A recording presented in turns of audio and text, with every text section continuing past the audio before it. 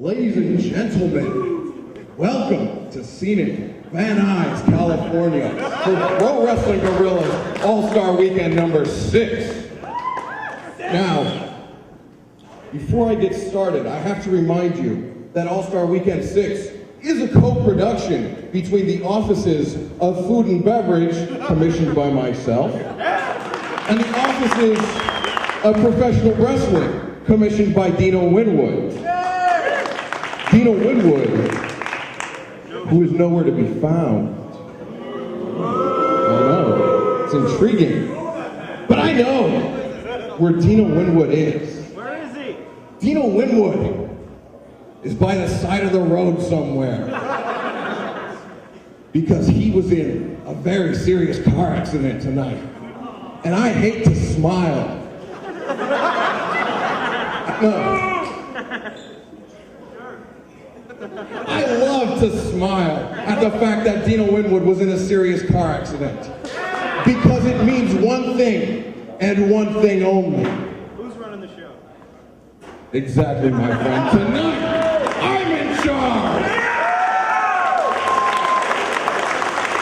And tonight, there's gonna be changes.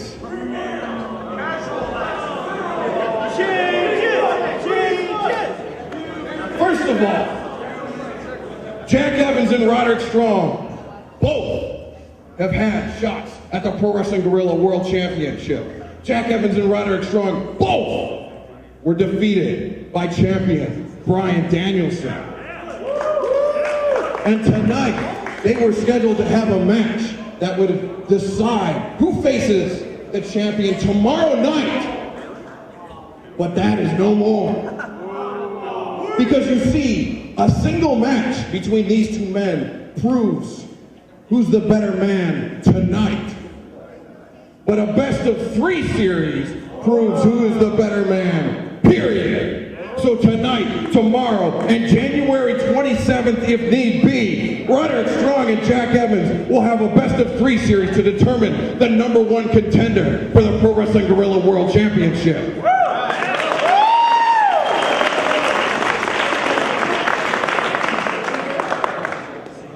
And much like Dino Winwood had some car trouble tonight, our Japanese friends, CIMA and Susumu Yokosuka, members of Typhoon in Dragon Gate, were caught off guard by this typhoon here in Southern California. They veered off the road, they mowed down a stop sign, they very nearly struck a baby in a stroller. And all of this caused them to be late to the show.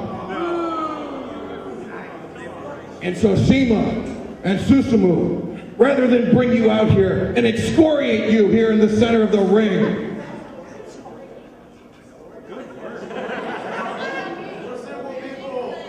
verbal tongue lashing, dress you down, that kind of thing. Rather than do that, my Japanese friends, I have something else in mind.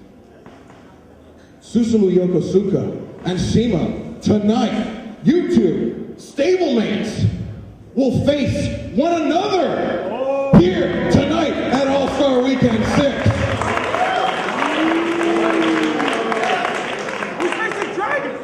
Well, where does that leave Super Dragon, as my friend in the front row just said? What about the American Dragon? Super Dragon, he came to me backstage.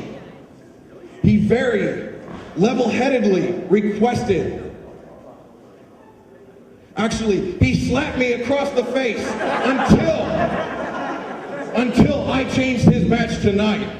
So instead of facing Susumu Yokosuka, Super Dragon,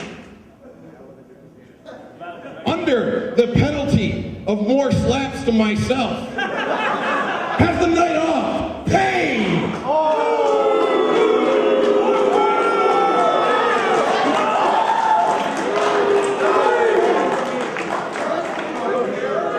If you want to be slapped by him, please form a line.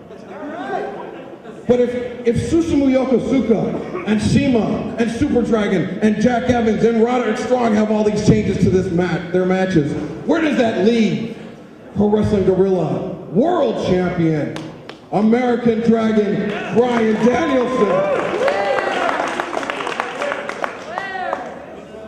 Well, rather than do it behind his back, I would like the world champion to join me here in the ring so I can tell him face to face. You were supposed to face CIMA tonight, but you were also supposed to be in the 2007 Battle of Los Angeles, which you weren't, and you disappointed each and every one of these fans. And I know for a fact that lady right there went home and cried. She bawled her eyes out because you did not compete. Good job, Greg. And Bryan Danielson, registered libertarian, supporter of Ron Paul. I don't know that for a fact, but these are things I heard.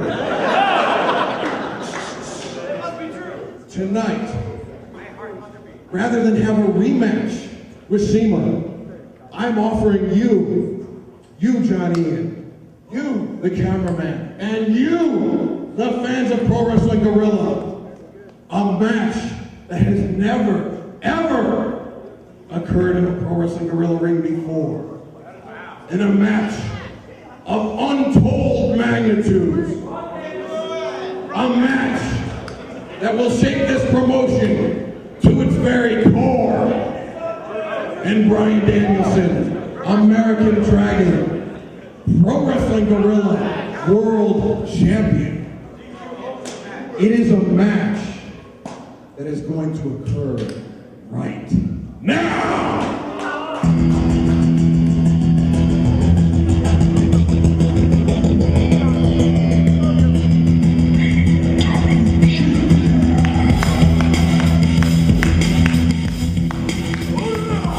Hey everybody, what an explosive way to start off Pro Wrestling Guerrilla's All Star Weekend 6 right off the bat with the PWG World Championship title match. And Bryce Remsburg, I know you are as shocked as I am by the competitor that will face American Dragon Bryan Danielson, the PWG World Champion. Yeah, but it seems like you knew about this a little before everyone else did, Excalibur, wearing your big boy pants, stepping up to the plate. Indeed. Being a big shot. Dino Winwood in a very serious car accident. I know he was in a stable condition earlier in the evening at Cedar Sinai Hospital, but he was out of the picture, so I had to take matters into my own hands. And let me tell you, Bryce, this is not something that I just happened to pull out. Low-key wasn't cruising around the Van Nuys area. This had to be set up weeks in advance. With his wrist taped. Yeah, I don't know how he rolls in Brooklyn. Right. But that's not how Bed-Stuy. That's not how he happens to roll in Southern California. So this was set up weeks in advance, and I must say that Dino Winwood's car accident may not have been completely accidental. Oh wow! So it's not really a car accident. No, it was a car on purpose. But anyway, American Dragon Bryan Danielson never one to step down from a challenge. I think we know. So I mean, he's ready and willing to get up to the plate and be a fighting champion for all the PWG fans last weekend. He is indeed, and that is one of the great hallmarks of his reign is that he has stepped up to the plate under adversity. That's how his title reign began at PWG's Giant Size Annual 4th anniversary show. After facing Necro Butcher earlier on in the evening, Bryan Danielson then went on to face El Generico, then the PWG World Champion, and defeated El Generico and won the title. So I mean, this is just another another chapter in the book of Bryan Danielson's title reign, and hopefully for Danielson that it's a successful one after tonight. Yes, and he calls himself the best in the world, and what kind of best in the world guy would back down from an old nemesis of his in low key? Indeed, and he was Bryan Danielson was preparing for CIMA, he was preparing for either Jack Evans or Roderick Strong, but now all of that goes out the window as Danielson faces low key, and you can see these two tentatively squaring off here in the center of the ring. It's been some time since these two have faced one another in the ring. And, both men have grown as wrestlers, they've matured as wrestlers, and they've changed certain aspects of their game and their game plan. So there definitely will be a feeling out process, as you're seeing right now. Sure, but they still know each other very well. They haven't forgotten the battles. Predominantly on the East Coast, but as you said earlier, first time in PWG meeting, right off the bat here, World Championship match in the main event. The first match tonight. It's like it's the usually main a event. main event. It's the Bizarro World main event. Yes, that's what kind of All-Star Weekend we have on our hands here.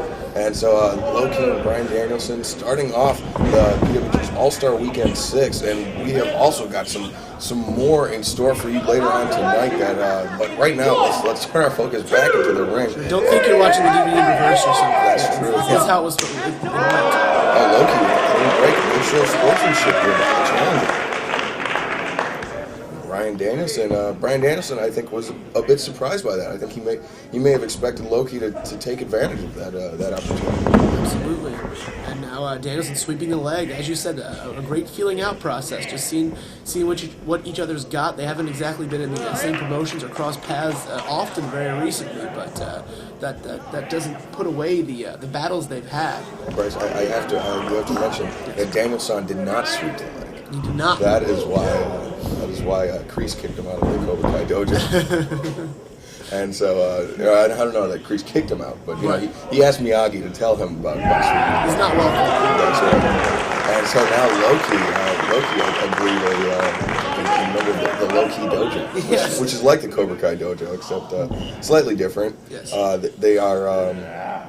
There's no rest. That's right. No rest. So no rest, no relaxation, and no Eddie Kingston snoring in the back. How about that? Yeah, we're actually we're in the scenic Airtel Plaza Hotel recording this commentary track. Eddie Kingston sleeping behind us. Nothing but the best. That's right. And nothing but the best for Loki as he reversed that submission hold by Bryan Danielson into a hold of his own. He's got Danielson's legs all tied up, and now spinning Danielson over on top. He's got his arms butterflied, and now just cranking forward on the neck as he pulls the legs of Bryan Danielson away from his body. This is very, very bad predicament for Danielson to be in it this early on in the match. Quite precarious. Key had the only free leg there, and he used it to his advantage to spin over and turn Danielson up, and now, wait a second, thinking about striking him square in the face. Loki in a top mount, but Danielson using his legs to pull Loki back down to the mat, but Loki rolling over and blocking it, and now Danielson,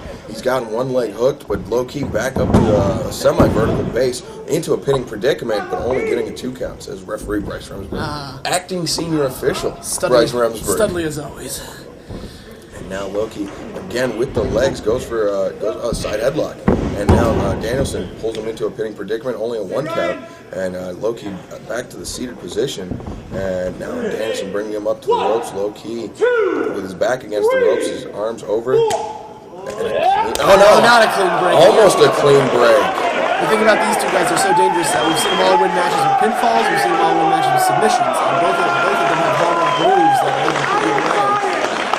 Either way. So, that's how you win titles, and only win titles. So that's both that they're going to be looking to do. But I think it's going to take more than a little bit of this funny business in the beginning to pin or to submit either Loki or Bryan Danielson. I think that could have been Bryan Danielson sending a message to Loki.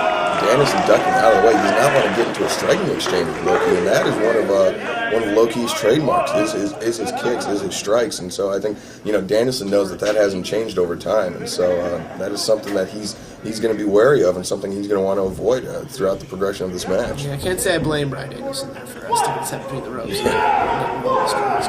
Oh, now with a front chancery, cranking back on the neck of Loki as Loki's got him against the ropes.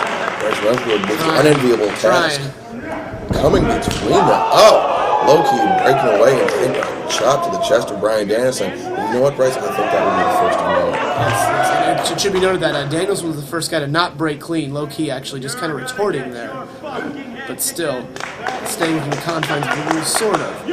But sending a message more than anything. Yeah, I think the message is loud and clear that Bryan Danielson is going to bend the rules as far as possible without breaking them to hold on to this PWG World Championships. And I think that's something that Loki is either going to have to factor into his game plan, or he's going to have to start doing the same back to Danielson. Bridging suplex. Danielson goes up and over the top. Loki had him in. I thought Loki had him in a guillotine or a French chancery, but instead Danielson, he's got Loki in a. Some kind of a. He's got the arm trap though as well. It's an arm triangle hold, and so he's trying to choke out Loki. Well, not choke him out, but he's trying to cut off the blood flow to his head by capturing that left arm of Loki along with his head. But Bryce Remsburg telling Danielson to break it up as he's, I believe, breaking the eyes. He was pulling his ear or something like that. Low-key. Now he's pulling his ear. Loki getting a bit of the Vander Holyfield treatment. Yeah. Almost. And now, Bryan Danielson, he has to fight. He is familiar with the rules of professional wrestling. I don't know if you will. But Loki, not taking kindly to it, and chopping the chest of Bryan Danielson. Go to post. Danielson trying to escape, but low-key relentless. Just not willing to give Danielson an inch of breathing room as he's got the boot on the throat of Danielson, and Loki using some intimidation tactics of his own. He said he has till 5 as well.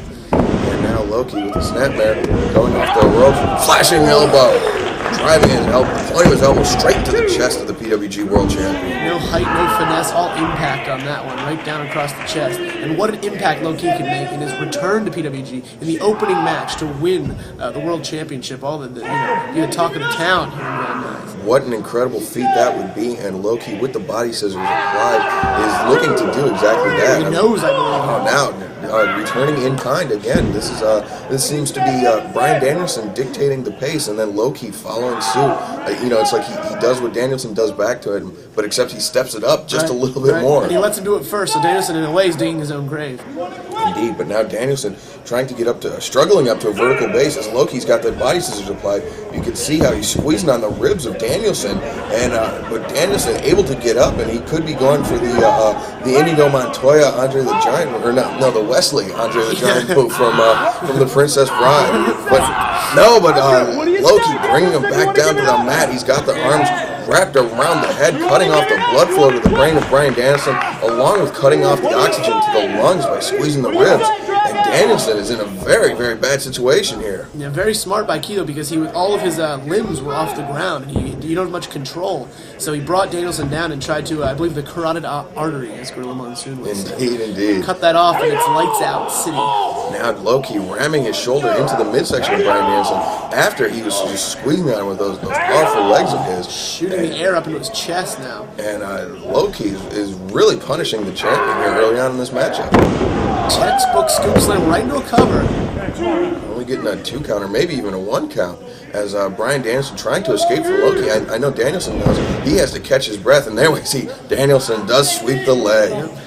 Maybe instinctively there, backs away and then drops the head. Now we see the ear going after the ear of Bryan Danielson is low key. And Joey Ryan and I once had a match where we went after one another's ears. Really? Well, actually, I went after his ear. It's very interesting. Tried to go after my ear. And actually, I think my most devious strategy was I placed his head next to the speaker and I shouted into the microphone. And so I think that. What world title was that for? That was not for any world title. That was for the pride of Tupelo, Mississippi. And hearing power for the next day. That's right.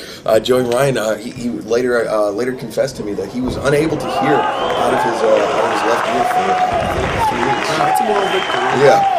And so now Loki wrenching back on the arm of Danielson. You can see Danielson with his knees and one elbow on the ground as Loki was standing on top of him. And now Loki pulls him in. Top rope. You might have done Joey a favor because he listens to some pretty crappy music. Oh, he does. Jimmy Eat World?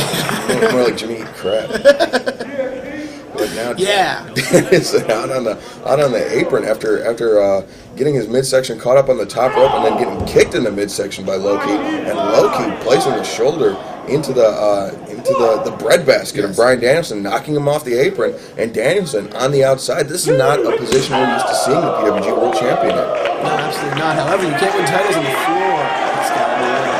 We can wear him down out here and show the fans what you got. A pinfall or submission is to occur in the ring. Bryan Danielson pulling Loki into the European uppercut, winning with the second one.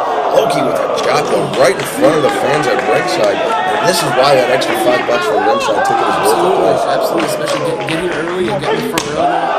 It's a right here. So Loki is Bryan Danielson battling around on the floor, trading European uppercuts and those hard knife-edge chops. And, Loki staggered by that last one. And Danielson clearing the fans out of the way. Hits Loki with another European uppercut. Loki into the first, second, and third row after he was knocked back by Bryan Danielson. Danielson taking a second to soak in the lack of adulation by from Nuys Armory. He can't take his eyes off the ball. If there's one guy you don't want to give an inch in a wrestling match. It's Loki. Indeed it is. And this is a tough match for the fans to watch because Bryan Danielson is a fan favorite champion. But jeez, you could break an arm that way. Danielson stepping on the upper arm bone of Loki. I'm sure that has a name, but I don't know what it is. Tricep. Is it tricep bone? That's it. Yeah. But it forces your wrist and your hand and your forearm into the canvas. And it can separate the shoulder from the socket. Easy. And Danielson doing it once again, stomping on the tricep, but continuing to punish that left arm of Loki. And Bryan Danielson, as I was saying, the fans haven't seen Loki in a while, but he definitely is a fan favorite. But Bryan Danielson, the fighting champion, and the fans here at PWG love to see him, so they are split 50-50 as to who they're rooting for in this match. Who their world champion will be at the end of this match. Very high stakes, big implications for the future. Danielson with the key lock bringing Loki over, and now grinding the point of his elbow into the ribcage of Loki, returning a little bit of punishment to the midsection that he received earlier. When Loki does a key lock, it's just called a knee lock. I see. But for Danielson, it would be a key lock. That's why Bryce Remsburg is on commentary, because he brings the fun. Now Danielson stretching back on the arm of Loki, and you can see he's got the fingers of Loki captured along with the wrist as he's pulling Loki's fingers and hand towards him as he's trying to push away with his midsection on the shoulder, just for causing further separation on that arm. I'm not sure, but that might be Loki's chopping hand as well, which is a very sound strategy by Bryan Danielson. Loki, much like Roderick Strong, known and feared for his chops, and so now Danielson, he's got Loki captured. Oh my God! Not exactly surfing weather. This is horrible. I don't know what this is, but Bryan Danielson, he is just punishing Loki here in the center of the ring. And Loki, maybe out of a sense of self-preservation, would be well advised to give up the fight, give up the pursuit of the PWG World Championship. But he gets his arm out from under him and breaks up Danielson's submission hold. And then Bryan Danielson is taking the fight right back to Loki. These guys, two of the guys with maybe the best bridges in professional wrestling as well. Incredible neck strength, way up on their toes there. Even with that potentially separated shoulder of Loki, still able to avert the pin, knows where he's at, knows he can't have his shoulders on the mat for 3 seconds. Back to a submission attack now, I believe, by Danielson, swinging him around so his feet are even farther away from the ropes. Sound ring positioning. Now, Bryan Danielson is just really cranking on the neck, the arms of Loki, concentrating on the upper body, and we talked about the sound strategy of Bryan Danielson. He is the best in the world. This is exactly why, because he knows Loki likes to hit those strikes with his arms, those high impact moves, and those submission moves. A lot of moves that require the vice-like grip of Loki, the anaconda strength of Loki, and if his arms are disabled or even injured, he may not be able to apply those moves with their full force, and that could give Danielson exactly the opportunity that he needs to hold on to the PWG World Championship. Absolutely.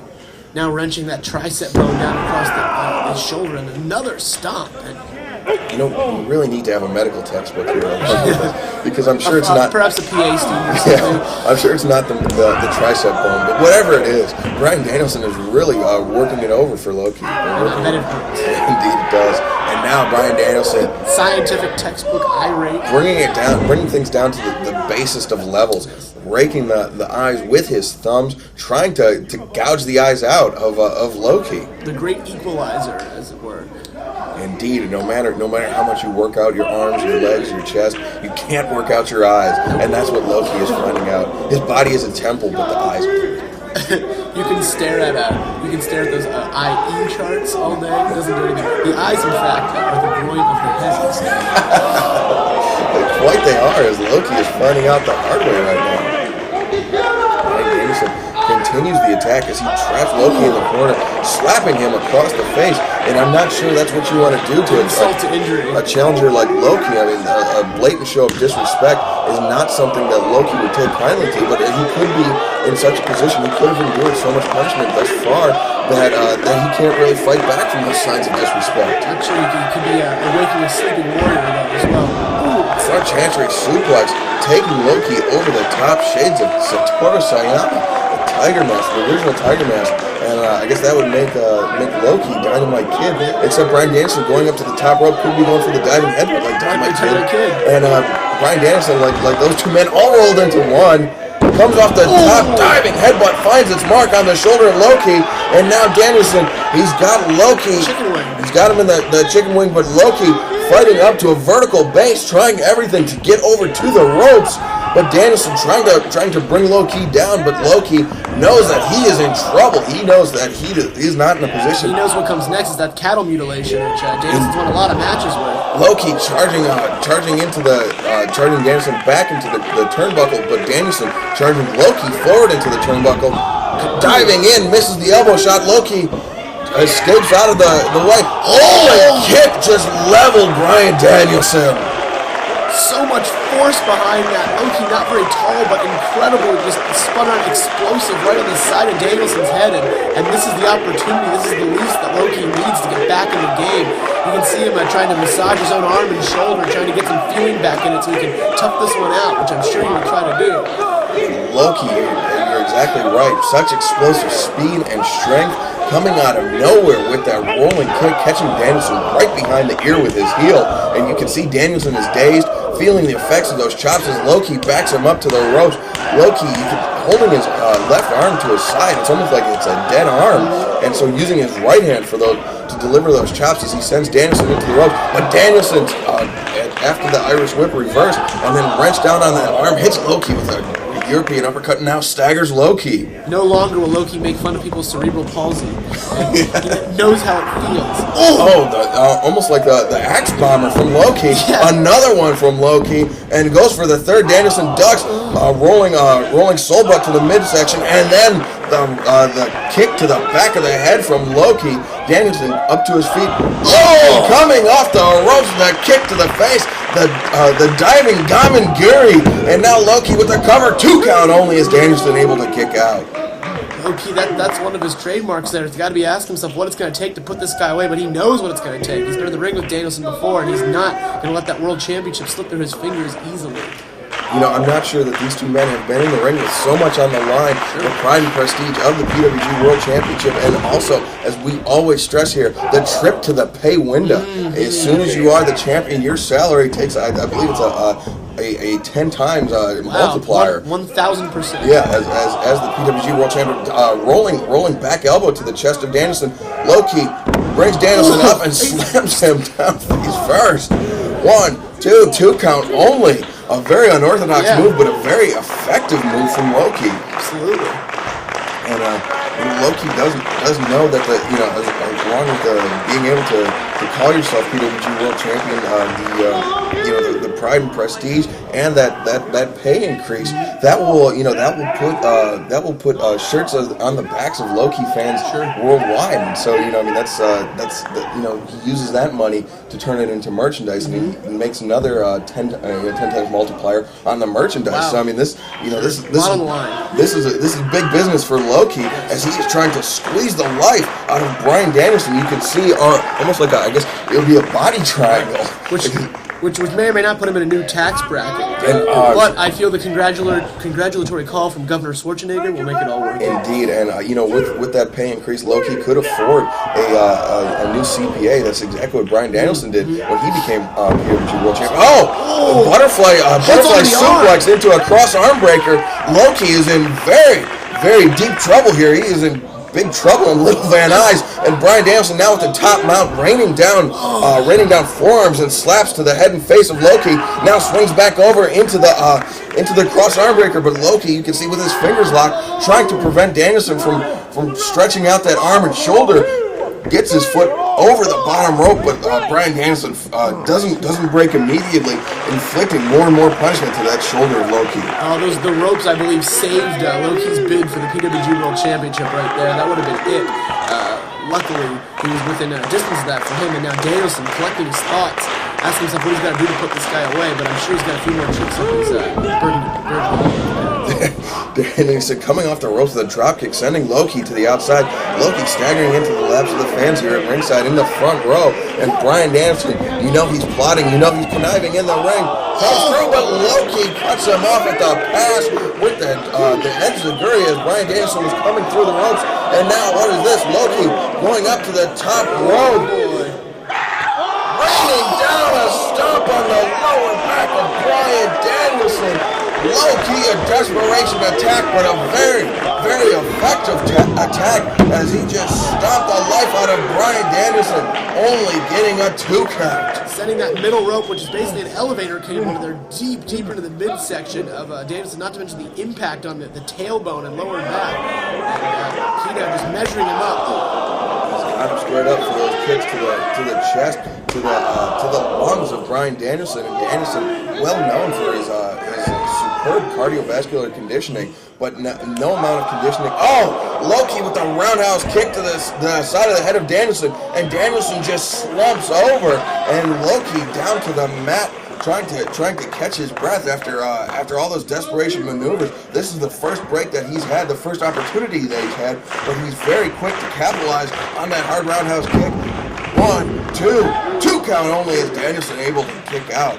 Low-Ki may have taken a second too long. I think he wasn't quick enough to capitalize there. He was dazed and collapsed there. Maybe he could have got on him right there. This match would be over, but it's not. With the body slam on Bryan Danielson sets him down. Sometimes the simplest attack is the most effective, and that's exactly what Low-Ki found out, or what Low-Ki, his strategy there is.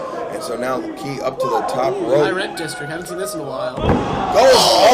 Mariposa like attack, but I believe he missed, and Bryan Danielson pulls him into a triangle choke, and now we see Bryan Danielson trying to put the lights out. I believe Low-Ki went for the Phoenix Splash there, but he may have slipped, may have been too tired, may have been too hurt from Bryan Danielson to get a full rotation. So instead, he just crashed down hard, and Danielson now pulling Low-Ki into the triangle choke, and you can see Low-Ki's free arm is the furthest away from the ropes. Danielson has pulled him so Low-Ki's feet are far away from the ropes, and now Bryce Remsburg lifting up the arm of Low-Ki as the life of the challenger is being choked out of him. Danielson, very nearly had the right with the elbows though. The point of the elbows to the top of Low-Ki's head. Instead of trying to choke him out, he's trying to knock him out. But Low-Ki bridges over. 1, 2 count only as Danielson kicks out. I believe that was the only thing Low-Ki could have done, and it was a sound strategy. Very nearly caught the champion off guard and very nearly won the championship. Absolutely, he had all Danielson's arms and legs tied up there. Very smart, knowing where he's at by Low-Ki. But now Danielson going right back, maybe for that chicken wing, which could go into that cattle mutilation. And he could be going for those brutal elbows to the side of the head that we've seen him use before in the past. Dragon suplex. 1, 2 count as Low-Ki kicks out. And now Danielson, he's got the arms hooked. He's going for it. The cattle mutilation. Low-Ki flips it. 1, 2. Almost a 3 count. Low-Ki again countering the submission hold of the PWG World Champion. And now Danielson, he's got Low-Ki all trapped. And there we see those brutal elbows. He used it to defeat Necro Butcher. And now he's using it on Low-Ki. It is at the discretion of the referee at this point. Does this continue? Does Bryce Remsburg allow this brutal attack to continue? No. Puts him down to the mat. Only a 2 count. He had spacey eyes there. I wasn't sure what to do, but luckily put him over into a pinfall and made the decision for me. But Key showing that he was still with it, kicking out at about 2 9/10. But still on his butt, on his back. Danielson working him up to a vertical base. Not sure what he's got in mind here. Going for the cross-face chicken wing, and there we see the elbows in the corner as Low-Ki is trying to use the ropes to break out of it. But now Danielson picks him up to the top rope. He's on he's all the way. Yeah, he's way up high in the air, and Bryan Danielson could be going for that back suplex we've seen him use on many an occasion before. He's got Low-Ki up. Low-Ki, you can see just clutching onto that turnbuckle, that link that connects the post to the ropes, and he's doing everything in his power to prevent Bryan Danielson from hitting that back suplex and just punching the head and face of Bryan Danielson. And now I believe was he biting him? I think he might have been actually. He's biting Bryan Danielson on the forehead or on the nose. He's biting him somewhere to prevent him. But Bryan Danielson, he's got his foot trapped. Actually, Danielson, even in this state he doesn't want to be in, was able to trap Key's foot, and now Key has to pound. There he's freed his foot, and I think we know what comes next. Low-key extricating himself after pounding on the stomps to the chest of Bryan Danielson. Low-key coming down like a ton of bricks on the PWG World Champion, and now Bryan Danielson is in a very, very bad situation. 2 count only. Is Danielson able to kick out? Low-key picks him up. He's got him in. Key crusher. Key crusher. 1, 2. 2 count as Bryan Danielson kicks out of the key crusher. And now Low-key, he's got him in the dragon sleeper. He's cranking back. Bryan Danielson is in the center of the ring as Low-key cranks back with that dragon sleeper. He is just punishing the elbows. Elbows from Low-key returning in kind. The story of this match. And Low-key sitting back, taking a deep seat. Bryan Danielson not ready to... Bryan Danielson submits. He gives up, and Bryce Remsburg. What an incredible feat by Low-key. And what a way to become the PWG World Champion, defeating the best in the world. And what a title reign in store for Low-key. Here in the opening contest of PWG's All Star Weekend 6.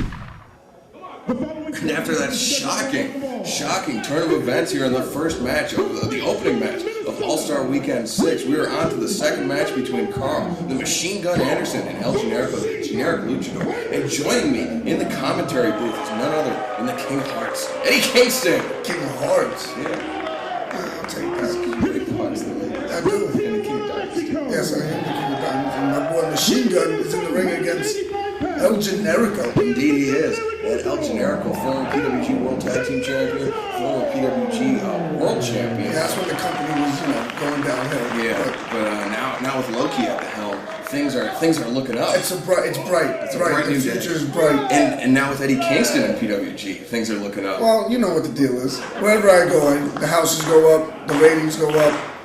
The houses, like Jimmy Carter for Habitat for Humanity, building houses for poor people. Is that what you meant? What is humanity?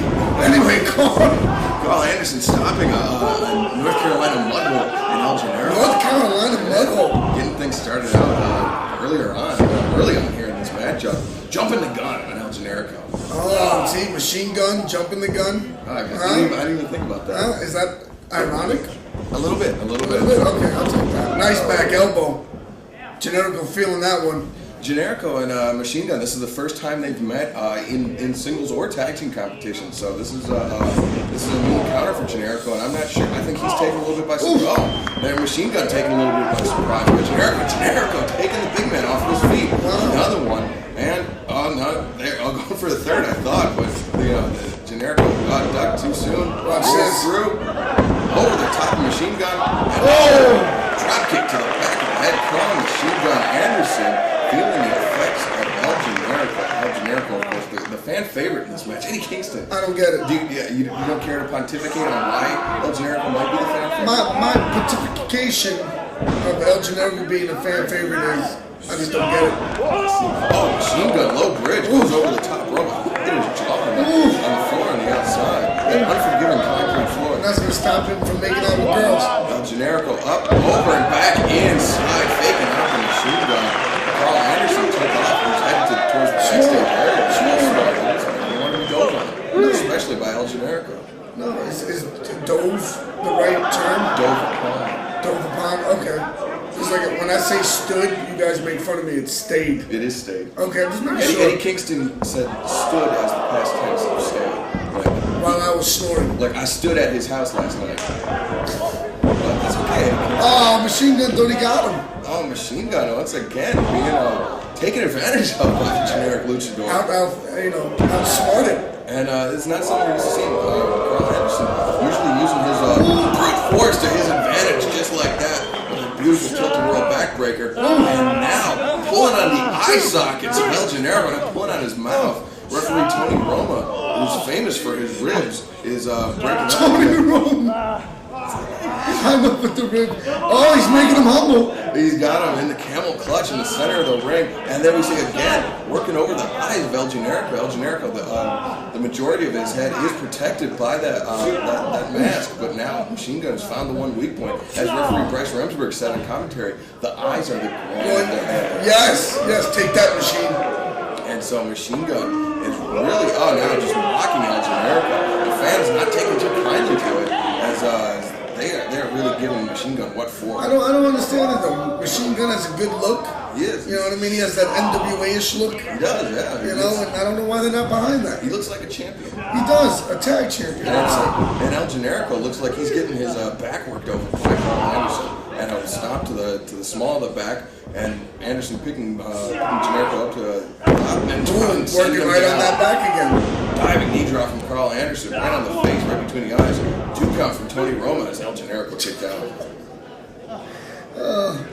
What a dumb name. For real, did he? Is that his real name, or did he gimmick that? I believe it. Oh man, what a dumb name. His parents should be shot by Machine Gun. Machine Gun Anderson, of course, carries his machine gun with him at all times. Could pull it out at a moment's notice. And El Generico, Karl Machine Gun Anderson pulled out that leg lariat at a moment's notice. Took down the former PWG World Champion, World Tag Team Champion.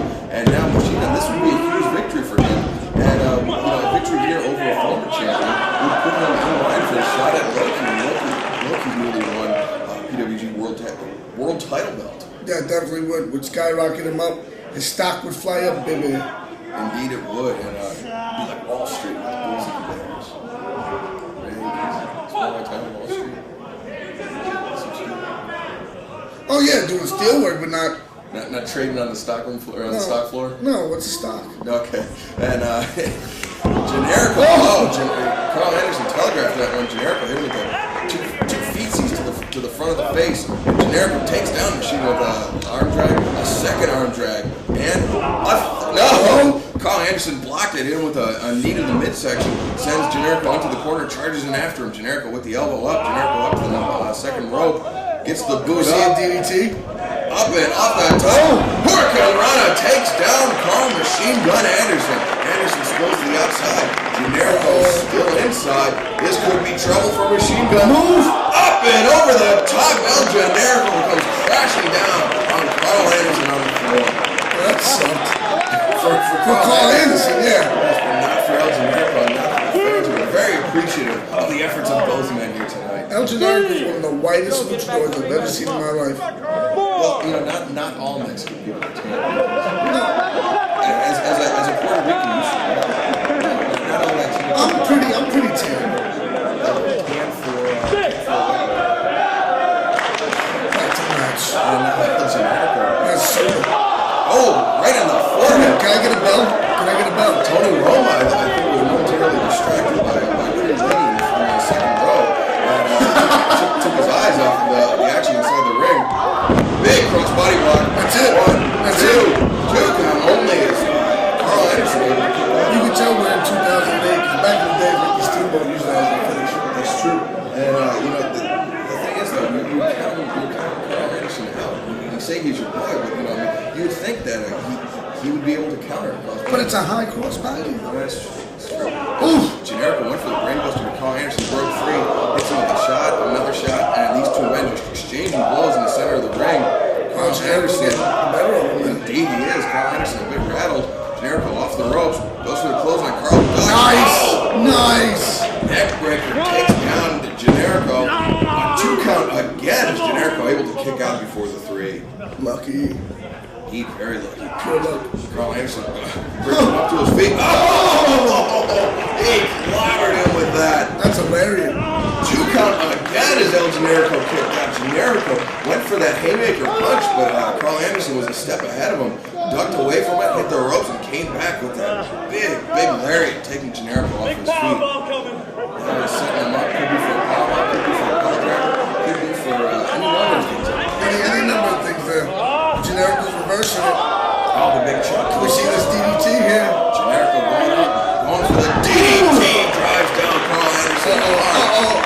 He's staggered in the corner. Generico's got him on target. Hello, kick misses, and Karl Anderson charges in, catches a back elbow in the teeth. Generico up and over the top rope. Generico brings in Karl Anderson. Spine buster. Spine buster. 1, 2, 3.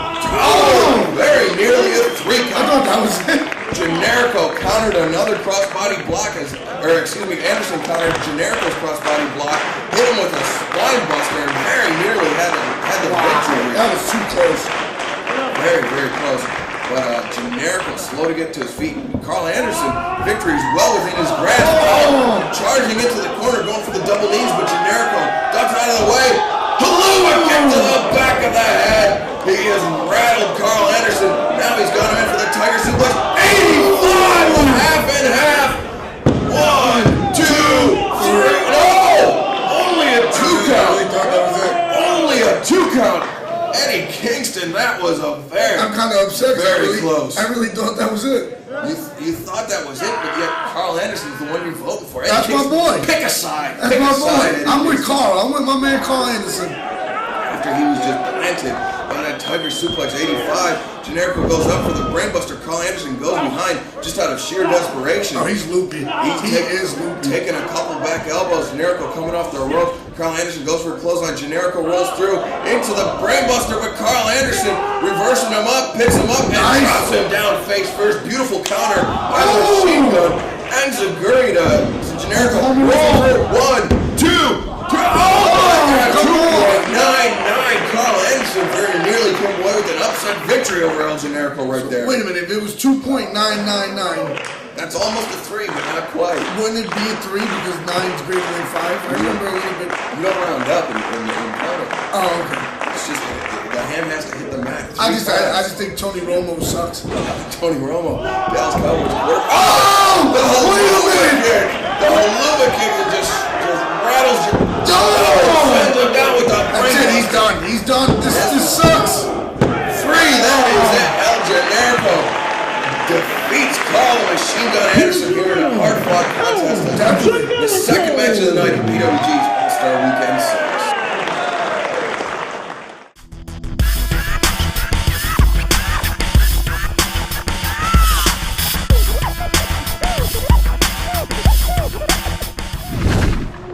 And now to the third match of the evening after Karl Anderson very nearly came away with a victory. I think a lot of people were surprised by it. Because that's my boy. You know, that definitely bodes well for Karl Anderson.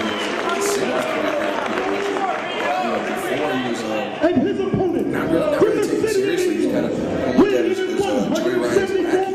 Whoa. You know, he's Joey Ryan's best friend. He'll tell you that. Well, I understand that, but he is no lackey. He's no lackey. He definitely proved it. He is his own man. He doesn't need the rest of the members of the Dynasty to be in a competitive matchup. Maybe he needs them to beat. Maybe he needs the rest of the Dynasty to beat El Generico, or maybe El Generico is just a better man. Tonight. We will see. Right now, let's turn our attention back to this match at hand between two Southern California originals. Ronin, the man in the red, taking on Scorpio Sky, the man in the white and black trunks. And Scorpio Sky, of course, has had a very rough road to get where he's at. Actually losing a loser leaves town match with against Frankie Kazarian in January of 2007, almost 1 year ago to the day. And after losing that matchup, his former friends in the Dynasty, Scott Lost, Joey Ryan, Chris Bosch, and Jade Chung they were very upset with Scorpio Sky in his performances. So they were openly welcoming Sky. Sky really took took exception to that. He came in, he came back. He started buying tickets to PWG shows. Oh, Ronin going for the Death Valley Driver right away. Smart move by Scorpio. Get out. Scorpio Sky scrambled out of the ring, almost got caught off guard by Ronin, and Ronin could have put this match away in the opening seconds, but Scorpio Sky escaped out of it. Scorpio was taking exception to that, and was buying tickets, came back in, and had finally seen enough. He started jumping Joey Ryan. He started fighting, and which is wrong. It is wrong. You can't let the fans get through. No. But Dino Winwood, in his infinite wisdom, he gave Scorpio Sky a shot, and he said, hey, if you can defeat Joey Ryan in this street fight, then you'll be reinstated. And that's exactly what happened. Despite interference at the hands of the Dynasty, Scorpio Sky was able to overcome the odds, and he defeated Joey Ryan. He was reinstated in PWG, and now he's trying to work his way back up the ladder. And Ronin doing the same thing. Ronin actually had a run-in with Joey Ryan last year as well. Scorpio Sky kicks up. Ronin drops down below and goes for the trip. Big hip toss by Ronin, taking Scorpio Sky over the top. Scorpio Sky with an arm drag takes down Ronin, and Ronin with an arm drag of his own big one, and Scorpio Sky using Ronin's momentum against him, goes for the leg lariat, but blocked it, goes for chopped him and knocked him back. Another chop takes Scorpio Sky off his feet. Ronin! I didn't say his name like that. That's alright. Ronin! As I was saying before, had his run-in with Joey Ryan, had his spot secured for the 2007 Battle of Los Angeles, but Joey Ryan actually put his hair on the line in a match against Ronin for Ronin's spot in the 2007 Battle of Los Angeles, and Joey Ryan ended up winning that match. He still has that beautiful hair. And he still has that beautiful hair, and that was really Ronin's downfall. He took a couple months to regain himself, a couple months of introspection, and now introspection. That's a big word. And so now Ronin's trying to get back on the winning track, trying to secure himself a spot in 2008. Nice. Scorpio Sky up and over the top of that knee to the face, but Ronin a step ahead of him, catches him with that back elbow as he's about to spring back in. It seems like Ronin is just getting the better of Scorpio Sky. Everything he does, Scorpio Sky will hit one move, try to follow up, and Ronin cuts him right down. And Ronin ducked under the O'Connor roll now. Oh, wow. Beautiful execution by Scorpio Sky and Ronin. Ronin spills to the outside this time. And the thing about these two guys, Masato up and over the top rope. Scorpio Sky using his weight to take the bigger man down as they both crash down to the floor. Now I see correcting. Now Scorpio Sky is now being a step ahead. And he seems to be getting the better of Ronin. I don't like that he corrected me. That's okay. But even the best of us are wrong. No, not me. But what was I saying? These two men, they started training together. These two men began their careers together, and so there's there's a lot of knowledge of each other. Oh, there we see Ronin countering the Hurricane Rana, and there we see Scorpio Sky going for another Hurricane Rana. Was that a punch in the face or a forearm? forearm? Hit him with the elbow, the forearm to the side of the head. He forearm to the face. Popped him up and knocked him down, did Ronin, and that's exactly what we were saying. These two men, they know the ins and outs of one another. They've trained with each other, they've traveled, they've wrestled with each other, and they've seen plenty of each other's matches, so they know how to gain the advantage on the other man. And that's exactly what Ronin is doing right now to Scorpio Sky. So basically, both of these men, are falling on hard times. You're trying to say. Yeah, they are. And they really need to win this match. This is not the high point of either man's career, and a victory here definitely gets them back on the right path. And it's all about momentum in pro wrestling. It is. It definitely is. One victory is just, pebble going down the mountain, and then by the time it gets to the bottom, it's a huge avalanche.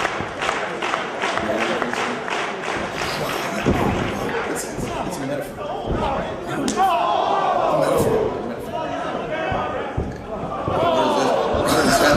Backs him into the ropes and now charges in, hits him with the back or the big running elbow. Scorpio Sky staggers out, swinging for the fence with that big haymaker. Ronin knocks him down.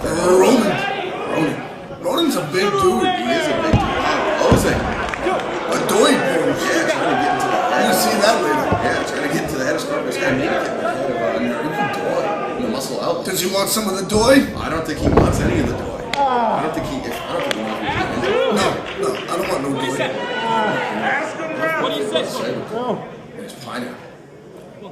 Yeah, I don't think that's rough. I don't think Ronin wants any of that. No. I'm not even sure Cyberkong's in the muscle elbow. No, you know what? Somebody's there. He's a big guy with a pineapple. That's all I care about. And pineapples on the muscle. Big shout out to Pineapple, by the way. Yeah, please. I've name dropped Pineapple. Awesome. And now Scorpio Sky hitting them with those rights and those lefts. Ronin swinging and not connecting, and then Scorpio Sky hits that beautiful drop kick, takes the bigger man down. It's a smart move by Scorpio Sky, using his speed on the bigger Ronin. Indeed, he is. Should have done that from the beginning. He really should have. And now Scorpio Sky slowly get back up to his feet, but he is the first.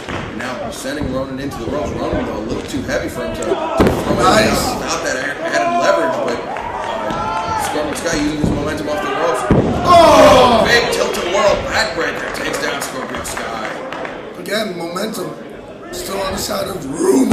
It is. And Ronin with the lateral press only getting a 2 count. As complaining a little bit to the official, but that was an honest to goodness 2 count. Ronin reminds me of a young Super Dragon. Really? Yes. Except plus about. Yeah, we can't all be bodybuilders. That's true. And Scorpio Sky. Oh! He caught him right behind that ear with that drop kick. Off the top rope. Now Scorpio Sky up and over the top, crashing down to the floor. The second time in this match, and the second time it's very effective.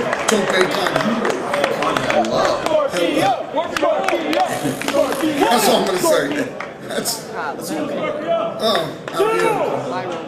what's side? That's with hello. Hello. How are you?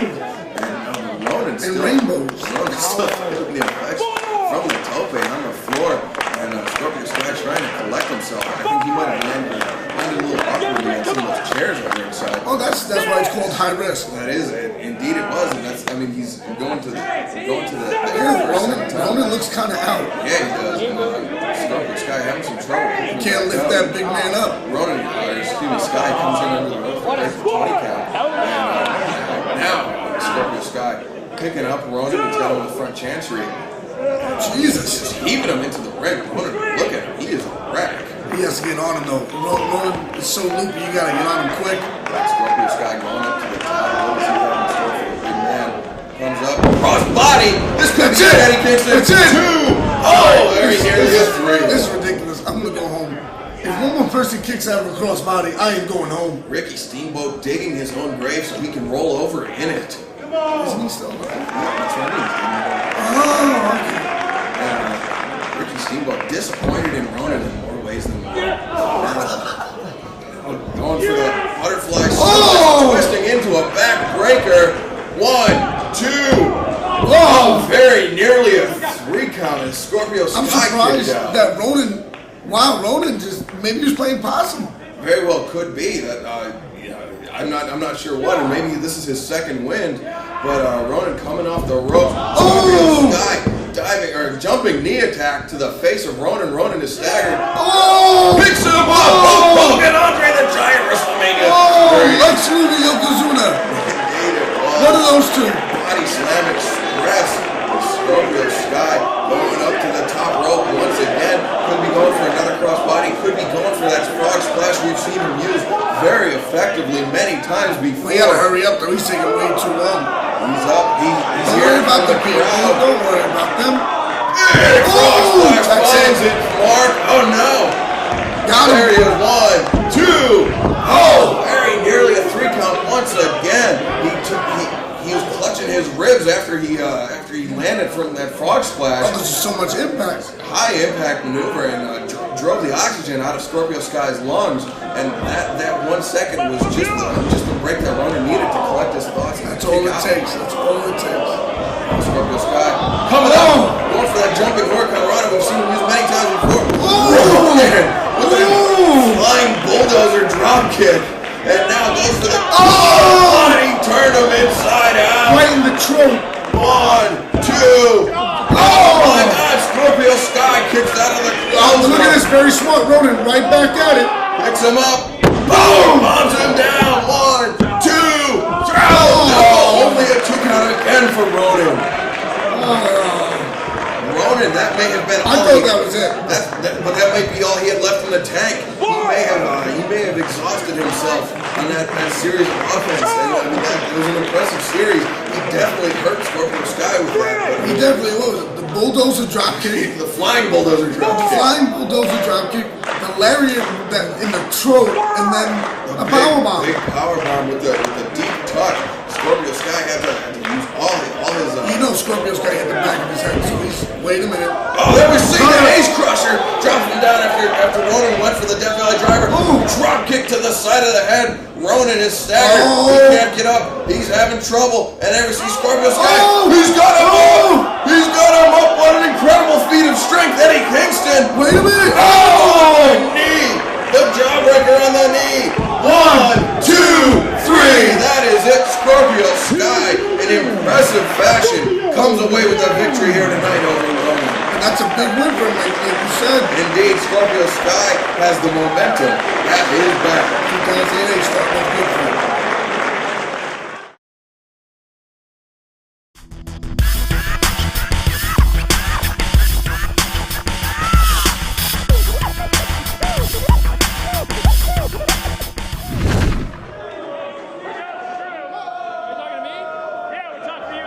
And here we have the return of the team formerly known as Do It For Her, now known as Age of the Fall. Jimmy Jacobs and Tyler Black taking on the reunited X Foundation. They're now known as the Dynasty, but Joey Ryan and Scott Lost used to team as the X Foundation and are now known as the Dynasty and reunited LLP World Excited.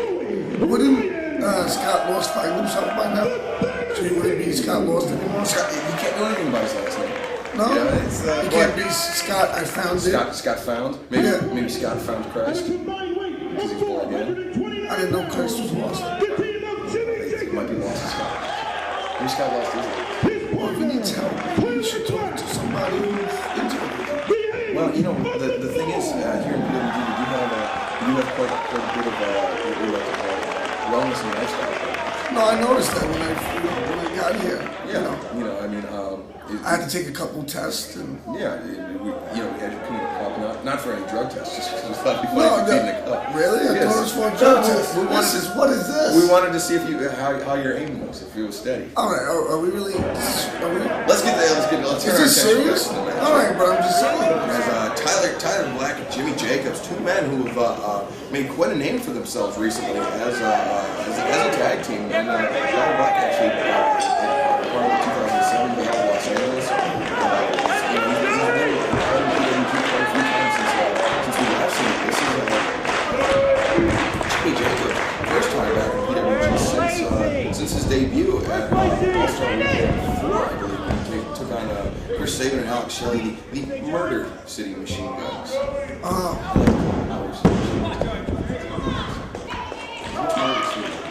Murder City's Detroit. No, Murder City. He wrapped me up and then he pulled me down by the hair. Trent, yeah. Oh, Baltimore. I thought Murder City was Detroit. Wow, we're going to be on this for a long time. Joey Ryan, by the way, wearing weight boots. He looks like a superstar. He looks like a main event. You know who he looks like? Conception. Joey Ryan and Jimmy Jacobs grabbing each other's hair. And look at this, Jimmy Jacobs with Paul Fire. Look at this, taking the fight to Joey Ryan. This is not something that we expected to see from Jimmy Jacobs here in this match. If you've noticed, if you've seen other stuff from Jimmy Jacobs lately, he's one of the most miserable men in professional wrestling. He really is. Oh, gosh, the eye. The groin of the head. And that comes into play once again here in this matchup. And Jimmy Jacobs really, you know, when I met him, he was really nice, really easy. Laid back, blanket of love. He was. But now he is just miserable. Yeah, everything is a bother to Jimmy Jacobs. Now Lost is in. Scott Lost and Tyler Black coming into the ring for the first time legally, I should say, in this match. And now sizing one another up, these two Tyler Black here from the I mean, Jade Chung's also sizing up Tyler Black. He's a little bit of a heartthrob. This kid, ladies love Tyler Black. That's why he's wearing those bikini briefs that Larry Sweeney wears. That's right, Larry Sweeney. Except Larry Sweeney wears. Yes. Tyler Black wears like this color. Hey, you do what you gotta do to get by. Oddly enough, these are Tyler Black street clothes. to the ring here. Yes. This is how he boards a plate. Him and Necro Butcher. And Tyler Black actually went to the Necro Butcher School of ring attire. Yes. You might not be able to tell. If you really think of it, you ever see Tyler Black walking down the street? This is how it looks. Sometimes he has to put it. Sometimes if he wants to go into a 7-1. Yeah. Or DJs. Indeed. But the Bazooki. But Scott Lost slides under Tyler Black. Tyler Black just step ahead of Scott Lost, using his speed to his advantage. Those were the joking stomp. Scott Lost put an end to that as he main eventer now. Main eventer getting in. Adding in the main event, Joey Ryan back into the match. Jay Chung has had a lot of bazookies at BJ's. Yes, you will. Yes. Innuendo. Is that the right word? Innuendo. Saying GED, ladies and gentlemen. Good enough to promo. There we go. Jinx, you owe me a Coke. Alright. But now Joey Ryan and Tyler Black back into the ring squaring off once again. He does not want none of the white boots. I used to wear white boots. Remember that? I remember that in the good old days. And so I broke my ankle with them. But hopefully that does not happen to Joey. Did you start wearing them? Yeah. Yep. And then I also got enough money from doing the shoe interview to buy new boots. Eddie Kingston shoot interview. Somewhere. Not at PWG. No, it should be at PWG.com. Go look for it on here. Google it. Try it again. And now Joey Ryan floats over. He's impressed by himself. And I would be too. You know what I mean? He put on some size. I'm not saying he's fat. He just put on some muscle. He is. Joey Ryan is he's a lucky man. And now Tyler Black picks him up. And oh my God! He's like Joey Ryan out of the ring. And Jimmy Jacobs just cannonballs to the outside and gets a H to fall. This team here is really taking it to the Dynasty. This is very, very impressive. That really kind of freaked me out there for a minute. He just picked him up and was like, I'm done with you. You know, it makes nice drop kick. Beautiful drop kick. Beautiful. And, you know, Joey Ryan and Tyler Black, they faced each other here in PWG before. So Tyler Black knows about Joey Ryan. He knows about his tricks, his crafty veteran tricks. Yes. He knows about Joey Ryan's reliance on the drop kick. So that drop kick from Tyler Black, a little bit of an FU to the former PWG World Champion Joey Ryan. And they both swept the legs. Oh my God! What is this? This is not legal. They're pounding on the head of Joey Ryan, and Scott. What is Jade Chung gonna do? Scott Lost and Jade Chung just helpless. All they can do is look on as referee Bryce tries to have some order restored in this matchup. Bryce sucks. Does he really? I think so. I know you've taken issue with him on quite a few of his calls. Watch this. Jimmy's gonna double stomp the left. Oh, just stomping repeatedly on the chest and the big senton to the midsection of Joey Ryan. This is not only a 2 count. This is not a position we are used to seeing Joey Ryan in. No, not at all. I'm not really enjoying it. I'm a fan of Jimmy Jacobs and Tyler Black, but I'm a bigger fan of Joey Ryan. And the main event, Joey Ryan. Yes. And Scott Lost, he's cool. Tyler Black coming into club. Joey Ryan in the back of the head.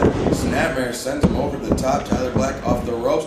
Diving knee drop lands right between the eyes of Joey Ryan. And like Jade Chung, she's cool. She's cool. She's better than that other girl.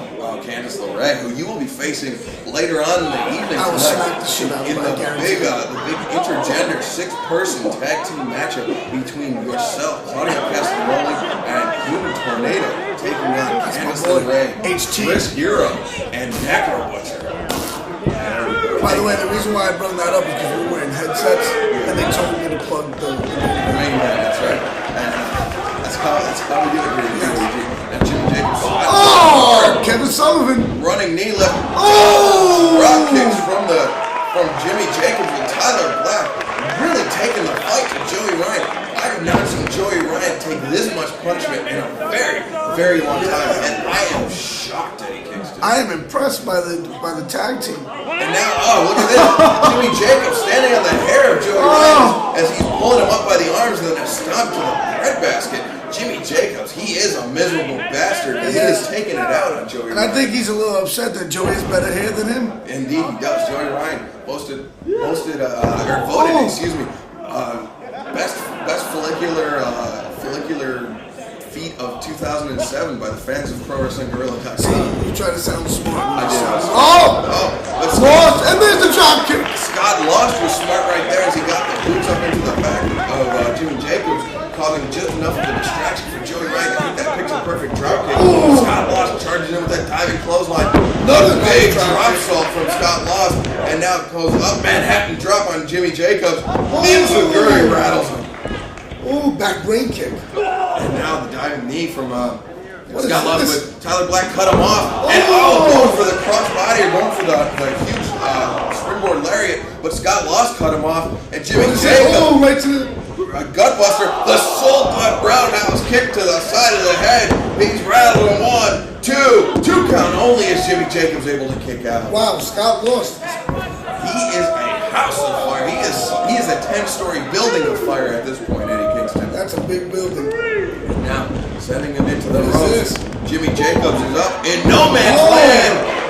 Neckbreaker spinebuster combination by the Dynasty, but Tyler Black makes it in the ring in the nick of time to break things up for his partner, Jimmy Jacobs. I think a lot of people don't understand how good these two tag teams are working together, and they're seeing it tonight. That is true. The X Scott Lost thrown up and over the top rope by Tyler Black. The X Foundation, known worldwide for their incredible tag team ability. Spinning stunner by Tyler Black. Joey Ryan is in trouble as Jimmy Jacobs comes over. Joey Ryan's been in trouble most of his match. It is shocking. And Jade Chung on the outside trying to console Scott Lost, trying to get him back into this match after he was dumped unceremoniously by Tyler Black. And Jimmy Jacobs going up to the top rope. We're going to go for that back senton. Going for that big cannonball senton. And he's up. And big senton finds its mark. 1, 2. But Scott Lost in the nick of time breaks things up and saves Joey Ryan. But now Scott Lost taking some shots from Tyler Black. Tyler Black stumbling down in the corner. He's been a lot more good. I've seen Tyler Black. Tyler Black. This time he got shit canned is what he got, and thrown out between the top and middle rope. Jimmy Jacobs going for the conjure code, but Scott Lost catches him. The gutbuster, and now Joey Ryan covers, hooks the leg. 2 count only. This is fast-paced action. Indeed, it is very fast-paced, almost too hard to call. But I think myself, Excalibur, and Eddie Kingston are up to the task. Yeah, we are. I don't know about you. Yeah, I'm not really holding up my end of the bargain. No, you're not. But we're gonna have to talk about that with the office. And now watch Jade. Joey Ryan just standing on the throat of Jimmy Jacobs. And what does Jade Chung have in store for nothing? I thought she did, but I guess Bryce Remsburg was keeping his eye on the corner of the Dynasty. Well, he wasn't. Scott Lost pulling the hair of Bryce Remsburg, and now Scott Lost, he's got Jimmy Jacobs up. Nice. To the top, big suplex, takes him down, lateral press, 2 count, and almost a 3. A big suplex. Oh, he's just choking him out now. Now he's got the body scissors. He's got him the body scissors. We saw Loki do this to Bryan Danielson earlier on in the match, and it really ended up wearing Bryan Danielson down. And it may have been the factor that proved fatal for Bryan Danielson's title win. That is still to me, I'm still shocked that Loki is the new PWG World Champion. Yeah, it was quite incredible, and nobody expected it to happen. Least of all Bryan Danielson, who was he was a fighting champion. That was his claim to fame. He is the best in the world. He says. He says he's the best in the world. But he doesn't have white boots. He doesn't have white boots, and he no longer has the PWG World Championship. Right. If he had white boots, I guarantee you he would have been. He used to have white boots. You remember that? Yeah, I remember those days. Really dirty. Yeah, I remember when he was American Dragon. That's right. And now Jimmy Jacobs back and Joey Ryan clubbers him across the spine. Now he's choking away. Choking Jimmy Jacobs on the top rope, trying to force the life out of Jimmy Jacobs. Oh, he's reaching for that tag. You gotta cut the ring off in half. Going for Tyler Black. And Joey Ryan is mocking Jimmy Jacobs at this point. He's mocking him. He is the death punch. The touch of death. Yes. Oh, now watch. Jade's definitely going to get involved here. And now, there she stomping Jimmy Jacobs in the kidneys. And Jimmy Jacobs, he would be peeing blood for a week from that. That's right. If he wasn't already. Oh, watch this. Scott Lost driving Jimmy Jacobs, the small of his back, into the frame of the ring. And now he's got it rolling. Bryce now finally seeing it, saying, come on now, break it up. rolling back into the ring, under the bottom rope, into the waiting arms of Joey Ryan. Joey Ryan going for that down. That's a huge muscular. The jaws of the Dynasty are closing on Jimmy Jacobs right now. Wow. Yeah, that's another metaphor. Wow. Like if a tree falls in the wood. It's a metaphor. But now Scott lost. Stomping a mud hole in the face of Jimmy Jacobs. Not a North Carolinian. Not at all, really. Instead, it's a San Diego mud. San Diego. And Scott Lost going to keep it classy with the Superman spear. He's got Jimmy Jacobs in the corner. He's spending a little too much time. Too much. Charges in. Jimmy Jacobs gets the knees up, and Scott Lost eats a couple knees from Jimmy Jacobs. Jimmy Jacobs sidestep by Scott Lost, and now Lost. Both men! Did they clock heads? They clock heads, and both men going for the spear. Both men at the exact same time and colliding in the center of the ring. I don't think I've ever seen that before. Excuse my language, you gotta be shitting me on that. That is crazy. Oh, there's a tag! Jimmy Jacobs makes the tag to Tyler Black. Tyler Black drop kicking Joey right in the face. Scott Lost goes for the close. Poor Joey! And Tyler Black really going to work on Scott Lost. Scott Lost into the ropes, comes off. Oh my God! Tyler Black goes for the drop kick. Work on Roderick, and he spiked him. Spiked him with a vicious move. El Spike. That's the Spanish version. And now Tyler Black going for that small package driver, but Joey Ryan a step ahead and blocks it and gets a couple right hands, a couple of chops as he's backed into the corner by Tyler Black. Another chop, another right hand, a fourth right hand. He's just still going. And Tyler Black, a boot to the midsection. Joey Ryan is being worked over by Tyler Black, and here we see Scott Lost, the O'Connor roll. 1, 2. There's a Superman! The spear on his own partner. Why is Joey getting beat up? Joey Ryan really taking a lot of punishment as Scott Lost sent to the outside once again. Tyler Black charges in. Big forearm shot. He's got him up. Drops him on the top rope with a guillotine, and Tyler Black kick right to the side of the head. Both members of the Dynasty on the outside, and Tyler Black, what does he have in store for them? Jade better move. He's got him sized up. Over the top rope, just like El Generico did previously earlier in the night, but Tyler Black did it this time, and he did it prettier. And he did it with the bikini underwear on. You think Tyler Black has a bikini body?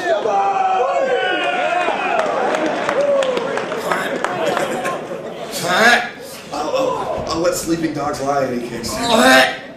And now Tyler Black rolling, I believe Scott Lost back into the ring. Springboard takes him down with that huge lariat that he went for earlier in the evening. I am so impressed by Tyler Black. I was there when he first started wrestling. In IWA. Wow. And he has come a very long way. He is his own man, and he has proven it tonight, and he has been able to stand toe-to-toe with the Dynasty. Nice trick. Sweeps the leg, and now Lost coming off the ropes, coming off again. Just cleanse him down face first. Unorthodox maneuver by Scott Lost, but very effective too. Very nearly a 3 count. I enjoyed that move. That is a very good move. Good thing B-Boy's not wrestling anymore, else we'd be seeing it in Jersey All Pro. It's true. But now Joey Ryan picking Tyler Black up to his feet, sends him into the ropes. Yeah, here we go. Sends him around. They were going for the X Foundation, their version of the Doomsday Device. They're going back and forth. The men with two good-looking pieces of hair. Two good heads of hair. That head of hair not doing any favors for Jimmy Jacobs. As Joey Ryan was just clubbing him. Now Tyler Black up to his feet. He's got Joey Ryan up on top. This could be their version of the Doomsday Device. What's Jimmy Jacobs gonna... Oh my God! Oh my God! 1, 2. Oh no! It was not a 3 count. I thought that was lights out for Joey Ryan. That was like death. 2 cars falling off of a cliff. That was just ugly. Like Thelma and Louise. Indeed it was. How is Jimmy even? He is still walking somehow. You can see trying to shake the cobwebs out. And look, you could have hurt his shoulder too. Tyler Black is... Wow. Joey Ryan is just out after that. Wait a minute. Here we see cannonball senton. Tyler Black going for the burning. Kicked him in the face with a burning hammer. Joey Ryan up to his feet. Oh, guillotine choke. The front chancery guillotine choke. Jimmy Jacobs got him in the center of the ring. Joey Ryan is in very, very deep trouble. Very Akiyama-esque. And Jimmy Jacobs, he's got his leg all around the body of Joey Ryan. Joey Ryan is just in the center of the ring. He is trying everything he can. Jade Chung. Oh, he's tapping. He's tapping, but Jade Chung is distracting Bryce Remsburg. And now Tyler Black is trying to get Bryce Remsburg's attention. Of course, Bryce is distracted by a woman. Scott Law slides into the ring and breaks it up for his team. That would have been it for the thank you, Dynasty. Jade. But Jade Chung really turned things around for his team. He's got Jimmy Jacobs up. This could be the back breaker. No! Down face first into a face breaker. Where is Bryce Remsburg? There he is too. But Jade Chung and Tyler Black, too much miscommunication there. A little backfire there. Yeah, that might have been it for Jimmy Jacobs. But Jade Chung was I don't know if she had her eyes on her team. She's gonna have a little bit of a sit down talk to him. They're gonna have to take her aside and explain And bazooka her. But now Jimmy Jacobs makes his way over the corner. Jimmy's feeling it. Tyler Black into the ring and now trading shots with Scott Lost in the center. And Scott Lost the soul butt to the midsection, takes down Tyler Black. Tyler Black crashes in the knee. Jimmy's still up. I can't believe this. Jimmy Jacobs, he is just fighting. He's got a puncher's chance in this match, but no. Nice. The Dynasty counters it. Oh! Double super kick. He's done. Just rocks Jimmy Jacobs. He's done for the night. Tyler's on his own now. Tyler Black, he clobbers Scott Lost, but he is essentially in a 2-on-1 match here. And now Joey Ryan got him set up for the super kick. Ducks under the big boot. Joey Ryan dies on Jimmy Jacobs. Joey Ryan did a tope. He did a tope, and he returned the favor for earlier on in the evening after that cannonball from Enziguri, the Pele style bicycle kick. Tyler Black's got him hooked in. Scott Lost is up and now.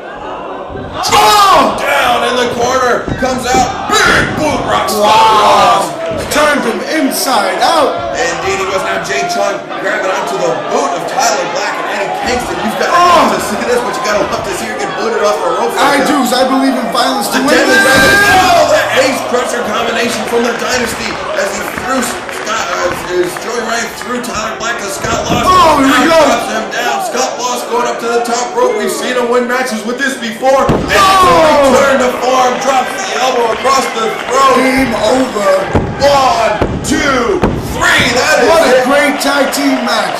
The Dynasty comes away with the victory in this incredibly hard fought tag team encounter. I gotta say, it's probably one of the best tag team matches I've seen.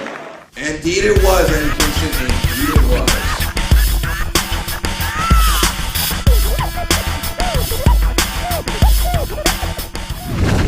The following contest scheduled for one fall is the first match in the best of 3 series to determine the number 1 contender to the Pro Wrestling Guerilla World Championship.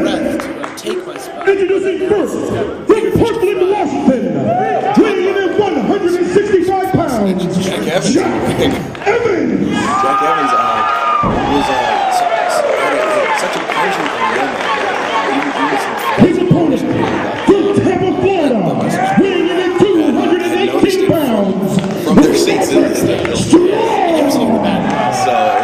Jack Evans, that could be part of your strategy here in this best Don't of 3 worry, series. everybody at home, it's only going to 2. These two men, of course, were the last 2 men to challenge American Dragon Bryan Danielson, I guess, before this evening, before the PWG World Championship. And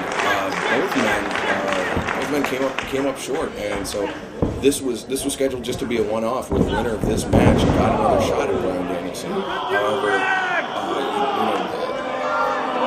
I felt that just wasn't fair. Because whoever's the best man tonight doesn't mean that they're the best wrestler in general. Most major sports go with a best of playoff series. Yes, unless you are the National Football League, which I guess has become America's game.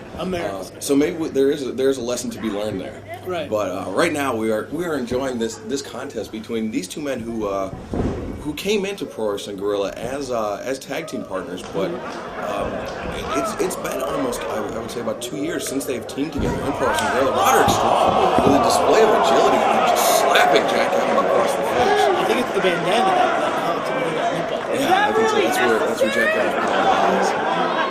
Jack Evans, you can see, is growing out his hair down, his beard a little bit, trying to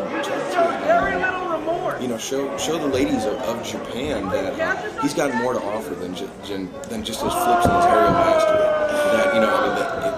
That they love their hairless Japanese men so much that Jack Evans he could be the new Joey Ryan if you wanted to. Wow, Japan's version of Joey Ryan. And so I think that's what Jack Evans is going for. I'm not sure, but that's my thing. In a best of 3 series, the first match so important. It's not, you're not going for 5 or 7. You want to get up 1-0, and that's an advantage. And then your opponent's going to be working out of the hole in the whole rest of the time. So neither of these guys want to drop the fall at all to one another. But especially now with the stakes so high, a shot at the World Championship hanging in the balance. Want to get up 1-0 here and come out looking strong. Indeed. For Evans. Yes. The thing about the first match is that it sets the pace for it sets the tone. Whereas, if you lose the first match, you have to come back. Jack Evans throwing up and over the top. Roderick Strong just heaved him. And now Jack Evans gets out of that hip toss, goes for the soul butt. Roderick Strong flips him out. Jack Evans back into a head scissors, takes down Roderick Strong. Roderick thought he had a counter there by grabbing his legs, but Jack Evans and Jade just too much for him. And Roderick maybe taking a powder, going to think about this one on the floor a little bit. Wisely escaping Jack Evans and his wrath thus far in this match, or early on in this match. But if you Roderick Strong, I believe, threw a water bottle or perhaps a soda can at Jack Evans. Jack Evans impressed by his ability not to be in the way of that. But I think Roderick Strong may be a little frustrated there. Not something we see very often, throwing a foreign object across the ring. True. And maybe as a boogie as well. It could have perhaps. Now Jack Evans having his arm wrenched by Roderick Strong. Going to work on that left arm of Jack Evans, and that arm is, well, I guess not that important, I guess, for Jack Evans to do his flips, but there we see Jack Evans kicking Roderick Strong, ducks the clothesline, charges at him, up and over the back of Roderick. Jack Evans off the ropes and dropkick takes down Roderick Strong. A nip-up is basically like blinking or sneezing for Jack Evans. And now you see him crashing to the floor, hurting his knee on the way down. Oh no, wait, he's got the wheelchair lady. She's with child. This isn't good. Oh! Roderick Strong using wheelchair lady's legs, moving the chair to project her into Jack Evans. Nobody is safe in the front row of the and now just hammering away on the back of Jack Evans and rolling him back in the ring where wrestling matches are honest. Indeed they are, and Roderick Strong, he knows that more than anyone because he I was going to say he's won matches in the past, but who hasn't won matches in the past, really? He's won an exceptional amount of matches in the past. That's right, and his Pro Wrestling Guerrilla resume good enough to earn him that title shot. I mean, he was one of the finalists in the 2007 Battle of Los Angeles. He, along with El Generico, of course, former PWG World Champion, and all three are I would say two of the 3 finalists. Roderick Strong just rocked Jack Evans with that hard elbow shot. 2 of the 3 finalists in the Battle of Los Angeles tournament this year. Oh, what is this? Oh my God!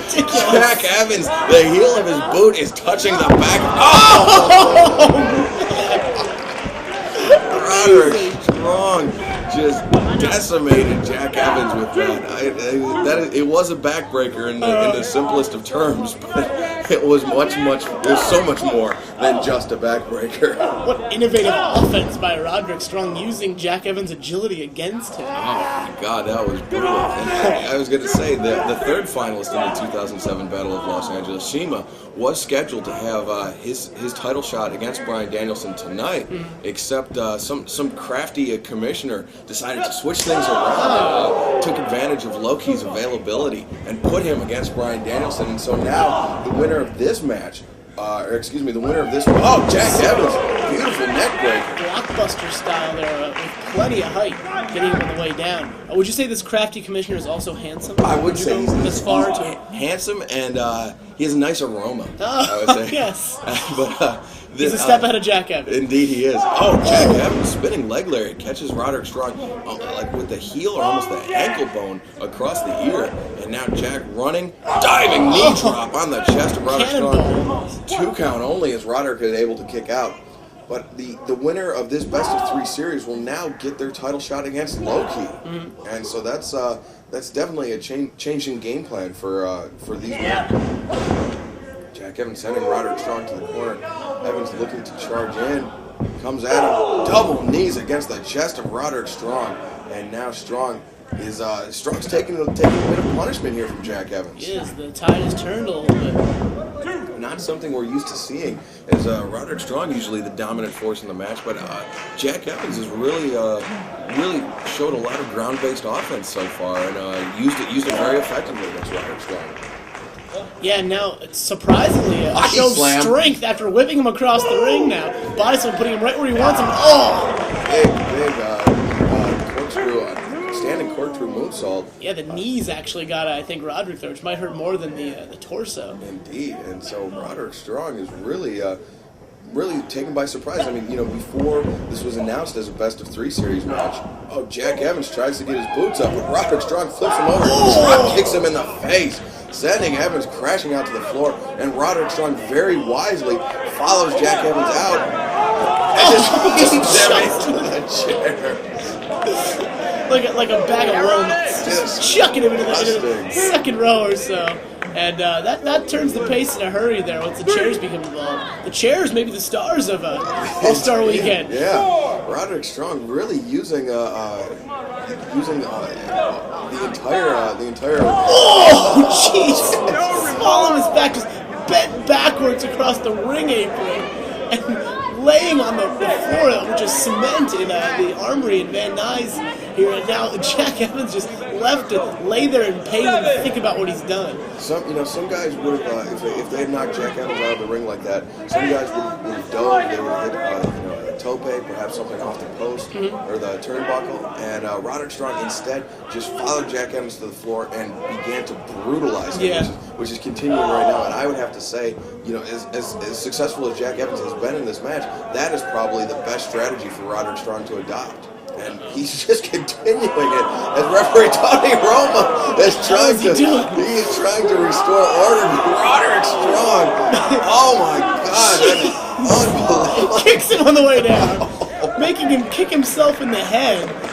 And now Jack Evans just laying it in a heap, a pile. What do you think hurts on Jack Evans after that?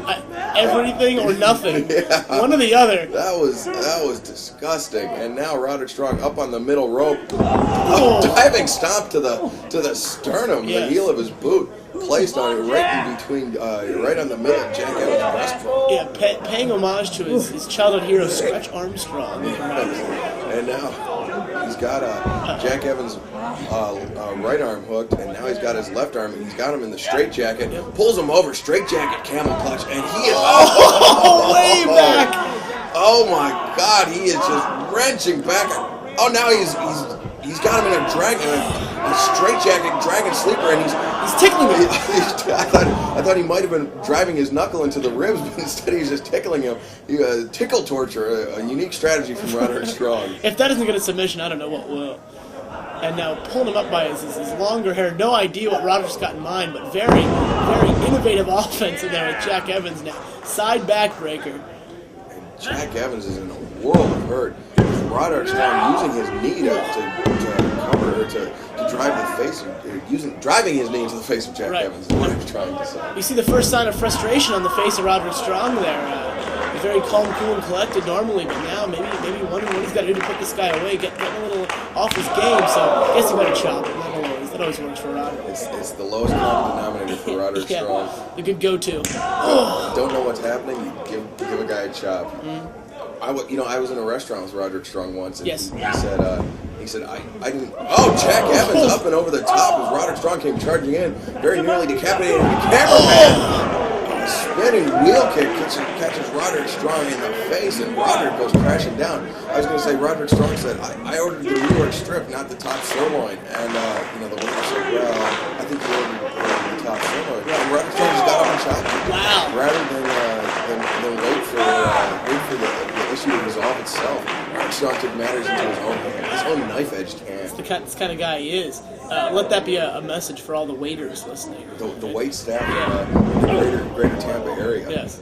Pele style bicycle kick catches Roderick Strong. Roderick Strong, I believe, spat out a tooth. Knocked him right out. And now, flying back elbow. I believe he calls that the Boone, California. Okay. And the diving knee to the back of the head takes down Roderick Strong once again. Jack Evans covers the lateral press. Two count only is Roderick Strong able to kick out. Not enough energy left there to hook the leg. Kind of wonder about Jack Evans' offense, though. All the flips, it's very impressive and it's very effective, and it's won Jack Evans a lot of matches. But sometimes maybe wasted energy, expending a little bit extra to flip over the top rope, and a simple walking through the ropes would suffice. Jack Evans' rolling kick, or I believe it was a handstand kick, and now Jack Evans thrown up and over the top, and by a desperate Roderick Strong flips in and catches him with the Hurricane Rana and takes him down. Jack Evans almost deep pantsed after that, up and over the top, and drop kicks Roderick Strong in the forehead. Pair of Asics. Roderick Strong looking a little worse for wear. I'm very impressed by Jack Evans. This would, on paper, this match would clearly seem to favor Roderick Strong, but that is not the case thus far, Bryce. Yeah, both guys using what brought him to the dance. Jack Evans, the agility, the high flying. Roderick Strong, the brute force and power. But now just kind of a gut breaker. Gutbuster, and drives him down face first. I thought he was going for a back suplex, but he changed direction in midair. Two, very nearly a 3 count. Tony Roma says it was only a 2. Yes, a place for ribs. Yes, the middle of his body. He is famous for his ribs. Right. But Roderick Strong picking Jack Evans up. This has really been a back and forth match. I am very surprised by this, Bryce, but it seems to me that Roderick Strong has the upper hand right now. Yes, making raw rib meat out of Jack Evans' chest, it seems. Charging with a forearm, and just lets him stand there to think about it, following up with a clothesline. Just power, attack. Roderick, every time he's on offense, not letting up for just a second, because he knows how resilient Jack Evans is. As you said, they came into PWG as a team, so very familiar with one another's strengths and weaknesses. And they were scheduled to be teammates in the DDT4 World Tag Team Title Tournament, but Jack Evans, due to a paternity issue in Japan, had to drop out, and so Roderick Strong ended up teaming with the man that gravity forgot, Pac, and ended up winning the whole tournament and the PWG World Tag Team titles with Pac. So that was probably it was a mixed blessing for Jack Evans to miss the slingshot Yoshitonic. Two count, only very nearly a 3 count. Roderick Strong rolls him up though. 1, 2 count, and Jack Evans kicks out right into the stronghold. But Roderick unable to get him. Jack trying to twist through, but Roderick Strong bow ties the legs. He's got him Cloverleaf, maybe going for the Texas Cloverleaf. Jack Evans trying to fight out of it, but it was unable to squirm away. Roderick Strong stomping on him while in the submission. He's sitting back, but Jack Evans is just clawing his way to the ropes. He knows if he's in here for much longer, that would be it. But Roderick Strong forced to break the hold after Jack Evans got to the ropes. You can see the frustration and I believe a little bit of exhaustion on the face of Roderick Strong. Both men just flew in earlier today, so they might be a little jet lagged. Of course, Jack Evans flying in from Washington State, so it was a 2-hour flight compared to about a 5-hour flight for Roderick Strong. Right. So, Roderick Strong might be a little worse for wear after that. But, Jack Evans blasting Roderick Strong in the face. Spinning heel kick to the back of the head, and reverse Hurricane Rana just blasts Roderick Strong. Jack Evans making the long crawl, but opting not for the pin, but for more punches, maybe looking for that death blow. That 630, I believe, is what Jack Evans does from this high rent district. Fixes his pants, and 630 senton finds its mark. 1, 2, 3. That is it. Jack Evans defeats Roderick Strong and goes up 1-0 in the best of 3 series.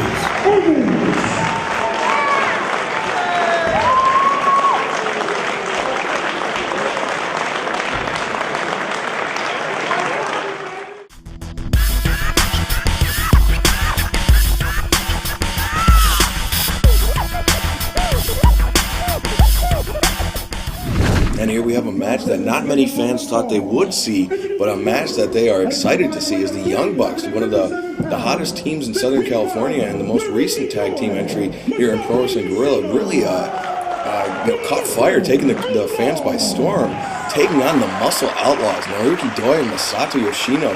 The Outlaws, of course, were in the PWG DDT4 World Tag Team Title Tournament. Came up short, but now looking to avenge that with a successful weekend here at All Star Weekend 6. Yeah, the Young Bucks. I think they're not great in the win-loss department, but always impressive, always putting up a fight, and just that much has impressed. Dino Winwood, perhaps yourself, on the right day, to get him in there with some international talent, giving him a big opportunity here. Yeah, thus far, this is the biggest test for the Young Bucks here in Pro Wrestling Guerrilla, and it could be the biggest test of their careers. To my knowledge, they have not wrestled, a team of the caliber of the Muscle Outlaws anywhere in their careers. So I mean, this is definitely a lot of nerves, a lot of pregame jitters, perhaps, for the Young Bucks. But they look pretty cool, pretty calm, and they are fan favorites. But I think the fans would be hard pressed to choose the favorites in this match. I mean, the Muscle Outlaws, this is the second time they've been here in Pro Wrestling Guerrilla, and so I mean, not a team that the fans get to see often. So I'm sure that they want to see the Outlaws do well. But I mean, the Young Bucks clearly, I mean, from their infectious entrance music to you got to go to the shows to experience. That's right. What MMBop really means to Southern California. MMBop Live. Yeah. And but just to their smiles and their good nature, the Young Bucks really have taken the PWG fans by storm. And so far, very evenly matched, as Yoshino and Nick Jackson in there are really trying to get the front cancer to rolling through. And Nick Jackson, of course, the younger brother, the youngest Young Buck. Indeed, there's actually a younger Young Buck, but he's not entered the ranks of Pro Wrestling Guerrilla just yet. But I'm sure if he follows in the path of his two older brothers, he definitely will have a place in PWG in the future. Right. If he were to give birth, Matt and Nick would be Uncle Buck. Indeed, they would. They would be flipping pancakes with giant shovels. They don't know any better. That's right. Who are they to take care of children? Right. But now, what is that? Yoshino is bridging Nick Jackson back down, and now trying to power up as Nick Jackson. Nick Jackson takes Yoshino in the side headlock. Yoshino throws him off. Shoulder tackle. Yoshino goes down from Nick Jackson. Nick Jackson up and over the top. Yoshino up with the leapfrog, rolls through. Does Nick Jackson charging in, bypass, and a big over the top arm drag, another arm drag, and sweep of the leg. Pulls him through, goes for the pin, but he held on. He didn't go for the pin. That was the key factor there. No pinfall attempt by Nick Jackson. Yoshino did hold on and sweep the leg. Hot and heavy here in the early moments. Nick Jackson holding his own there with the Muscle Outlaws. Now tagged his brother Matt. You got to respect a pair of brothers that go to a hair cuttery or a super cuts, as it were. I don't know what we have on the West Coast. We have super cuts. Okay, and they say, you know what? Just the sides and the back. I want you to leave the top as is. That's admirable. Well, you know what? I think that's Matt Jackson's job, and his brother Nick just says, "I'll have what he's having." Okay. But I don't think Nick Jackson. As is the older brother's want. Yes, I don't think Nick Jackson wants any of what Matt Jackson is having right now. And Doi seems to be using his power and strength to. I take that back.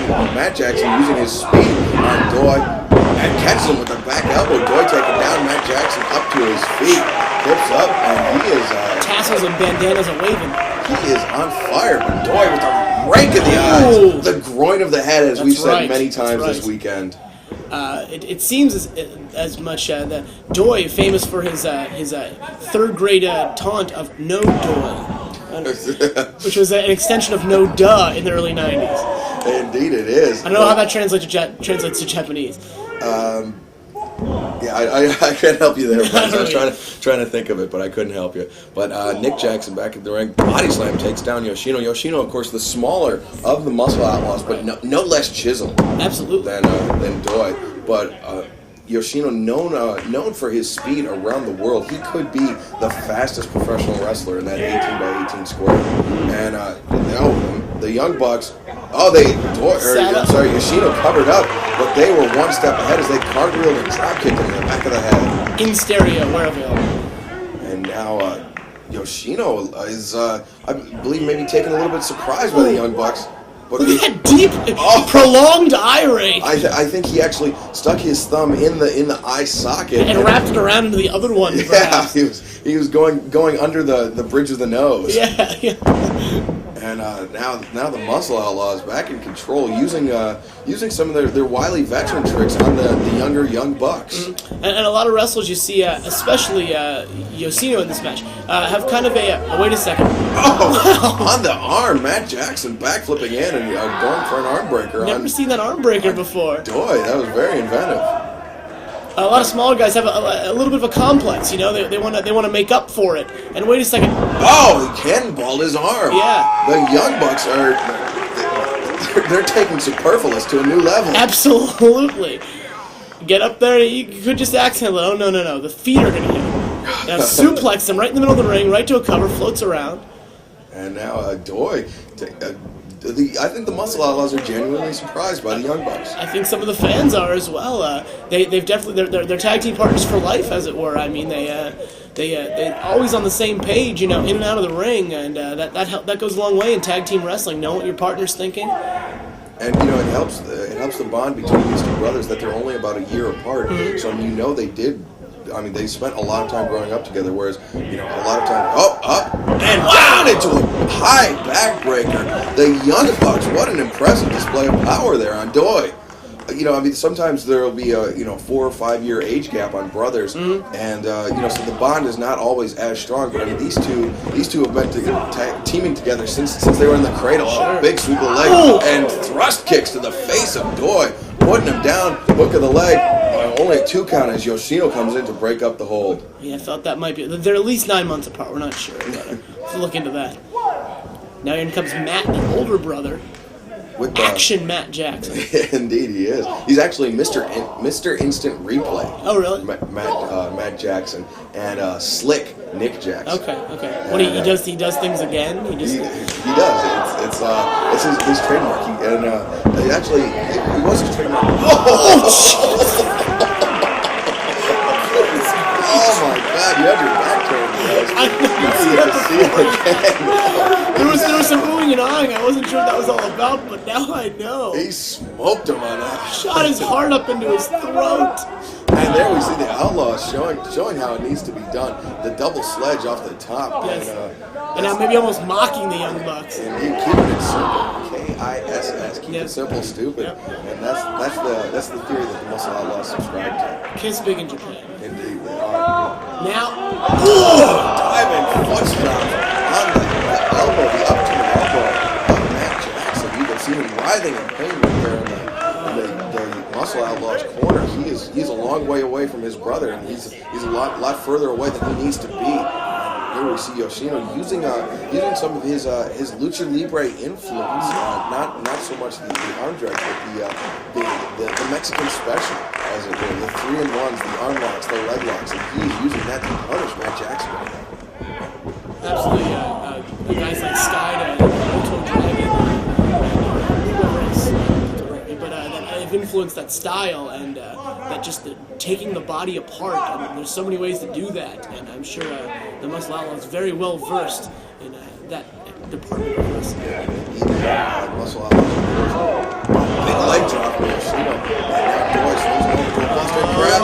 Oh! Drop kick into the vital parts.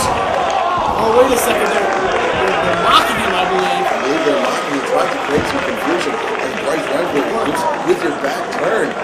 Didn't know who got who. Somehow all 3 guys. Yeah, they were a pretty incredible turn of events. Nick Jackson is pleading his brother's case, saying that the Outlaws using some underhanded tactics there. But not something he wants to replay. Well, you know, as I was going to say, Matt Jackson actually, in the very beginning of his career, lost a lot of matches that way because his opponents knew whatever he was doing, he was going to do it again. So he'd just have to hit it once and they would counter him. Mm-hmm. And so, yeah, he's changed his style since then. Wisely. Now, hit his brother maybe. And now brother on brother action in the corner. And that sounded a little gayer than I meant it before. But now we see Doi. That's more than gay. Charging in the big boss cannonball senton. just squashed both of the Young Bucks in the corner. Yeah, threw Nick all of his upper body right in the Matt's face, and Matt already in a bad part of town here. And Doi just taking his time after taking apart the Young Bucks like that. And he's telling Bryce Remsburg to check on, or I guess he's telling you to check on the condition of Matt Jackson to see if he can continue after that brutal cannonball senton in the corner. Pulling him out of the corner of his lifeless body, just his for the taking now. Suplex. Up and over the top, and there we see, keep it simple. The simplest moves are the best. A standard suplex will do so much more to your opponent than something with a big flourish at the end. Absolutely. And now the boot to the midsection from Yoshino, going around. He's got him locked up, rolls through into the ground octopus hold. He's got Matt Jackson all locked up in the Muscle Outlawz corner. So Matt Jackson has got a long way to go to make it over to his brother Nick. And Doi cut off Nick Jackson as Nick Jackson was coming in for the break. Just in the nick of time, they're looking for a slide tackle, perhaps, anything to break that hold, but he was right on top of him. And now his foot underneath the rope, that's enough, breaking the plane of the ring, and he's got a 5 count to break. But Doi still just kind of bumbling around there in the ring. A lot going on here. And, that was very, very smart tag team wrestling by the Muscle Outlaws there. Two men who are not brothers, but, were wrestling, or, were in sync like they were. In sync like they were of the same mindset. And now, Yoshino stretching out Matt Jackson. Doi on the ropes. Big cannonball senton once again across the midsection as Yoshino, a little bit of misdirection there as he was trying to keep Nick Jackson out of the ring, but Yoshino forgot that he was the legal man. Yep. Now tagging out to Doi. Doi now the legal man in the ring. And this is I think how a lot of fans expected this match to go. But the Muscle Outlaws running roughshod over the Young Bucks. Very telegraphed that one. Kicked him in the chest, and now pulling him in for the powerbomb. Backbreaker. Desperation backbreaker. But Yoshino went for the standing Shiranu. Picked him up and went over the top with the neck breaker, and now Matt Jackson making that long crawl over to the corner, tags in Nick, and Nick up and over the top rope. House of fire, clotheslines all around, and definitely needed to get in there if the Young Bucks want any chance of winning this wrestling. Jawbreaker leg lariat from Nick Jackson. Now Yoshino taken into the corner, reverses Nick Jackson pillar to post. Nick Jackson up and over the top, blocks the right hand, swings through, hits him with a clobbering blow of his own. Over into the face crusher. Just drove Yoshino's forehead into the mat. And now the Young Bucks are back in control of this match. Just like that's how the tide of wrestling. And look at this. Whoa. Oh my God! And now Matt Jackson up and over the top after Nick Jackson was just, he wasn't thrown by his brother, but he was aided by his brother's momentum and leverage. He went over the top with that inside the ring to outside moonsault. Almost like the acai moonsault for Shades of Ultimo Dragon there. And then Matt Jackson just went up and over the top, crashing down onto Doi on the outside. Yeah, just gave him that stability and balance just long enough to launch him into the front row, and then Matt not holding up and getting Doi on the other side of the ring, and all 4 men are on the floor. And so, just as I was about to say, the Outlaws are taking the Young Bucks to task. And running elbow to the, I don't know if that's the side of the head or the rib cage, but now throwing Doi into the post. Doi smashed head first in the post, but now the Young Bucks really turned things around on the Muscle Outlaws. Now concentrating on their attack on who I believe is a legal man at this time. Now setting up, maybe looking for a superplex. The Young Bucks definitely outweighing Yoshino here. I don't see that very often. I think they're the underdogs in weight and size in a lot of matches, but not here. Now looking for that suplex, that long plunge into the middle of the ring. But Yoshino hanging on to the top rope, just clutching, does not want to fall victim to that, and he didn't as he reversed into the sunset flip powerbomb. Big elbow drop, and there we see Nick Jackson coming out of nowhere with a frog splash to Doi. All 4 men down for the count. Bryce Remsburg giving the men the standing 10 count. Very impressive flurry of moves there. Just every guy one step ahead of their opponents, and the result is 4 exhausted, hurting men. But this match is not over. There's a wrestling match to it. There's a task at hand. The first ones to get up perhaps would have an advantage, and you see Nick Jackson, I believe, using the crowd support there to get to his feet. You know, we talked about in the match before the jet lag factor. The Young Bucks, hometown boys here in Southern California from the high desert area, so they just had a short drive in, whereas the Muscle Outlaws had, close to a 16-hour flight. Right, on his trails. The back elbow goes for the clothesline. Nick Jackson ducks under, goes behind, and now he's got Doi in the waistlock. Doi backs up into the corner, and now, Yoshino charges in with that flying back elbow. And now the Muscle Outlaw is going to work on Nick Jackson. Nick Jackson puts on the brakes, boots Doi in the chest, boots Yoshino, coming off the ropes, up and down into the face crusher. Doi hooks the leg too, almost a 3 count, as their teamwork very nearly proved to be the undoing of the Young Bucks. Yes, the crowd, I think, slightly more behind the Young Bucks, maybe because they're the hometown boys. They see them all the time, but I don't think they would say they weren't impressed by the Muscle Outlaws' presence here at PWG All Star Weekend. Now, up top here, just kind of waiting for him. He's got him in the shotgun dropkick, just levels Nick Jackson, hooks the leg, 1, 2 count only. Uncanny knack just to uncoil his feet at the last possible second where he can get him on the way down there. And wait a second.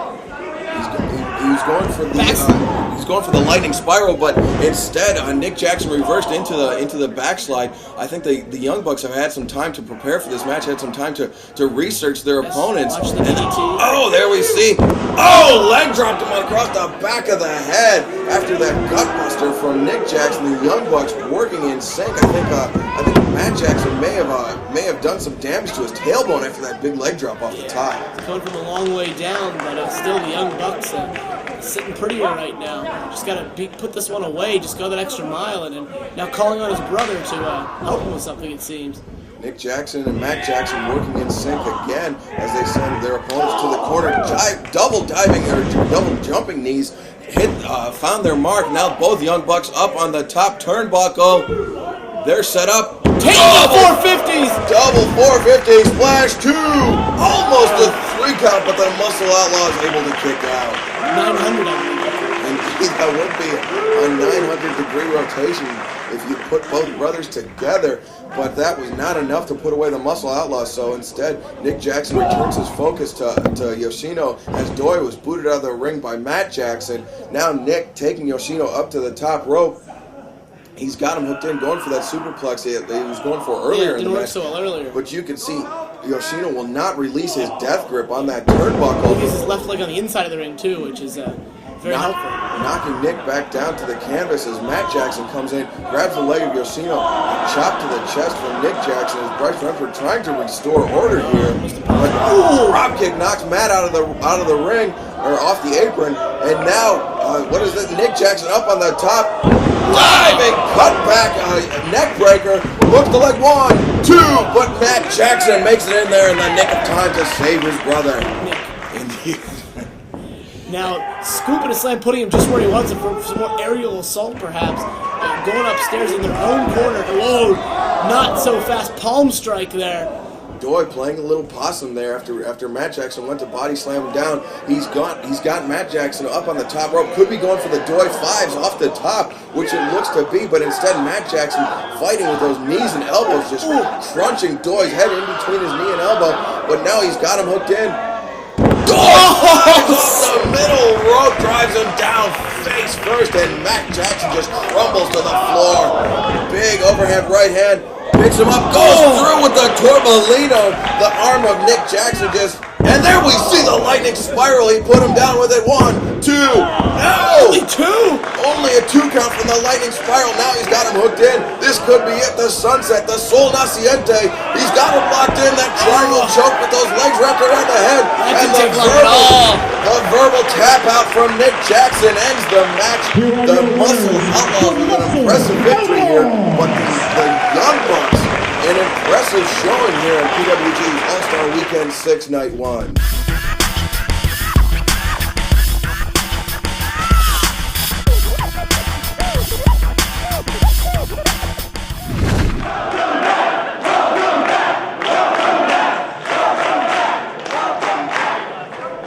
The following contest is scheduled for one fall. Introducing first, from Kansas City, Missouri, weighing in 169 pounds, PWG Perkins.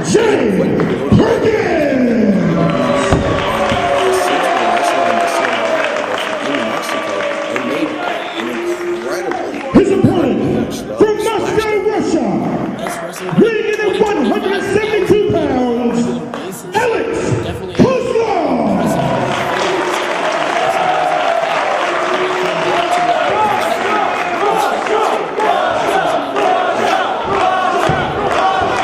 Now coming back, kind of coming home in a way, a little bit of homecoming for Koslov.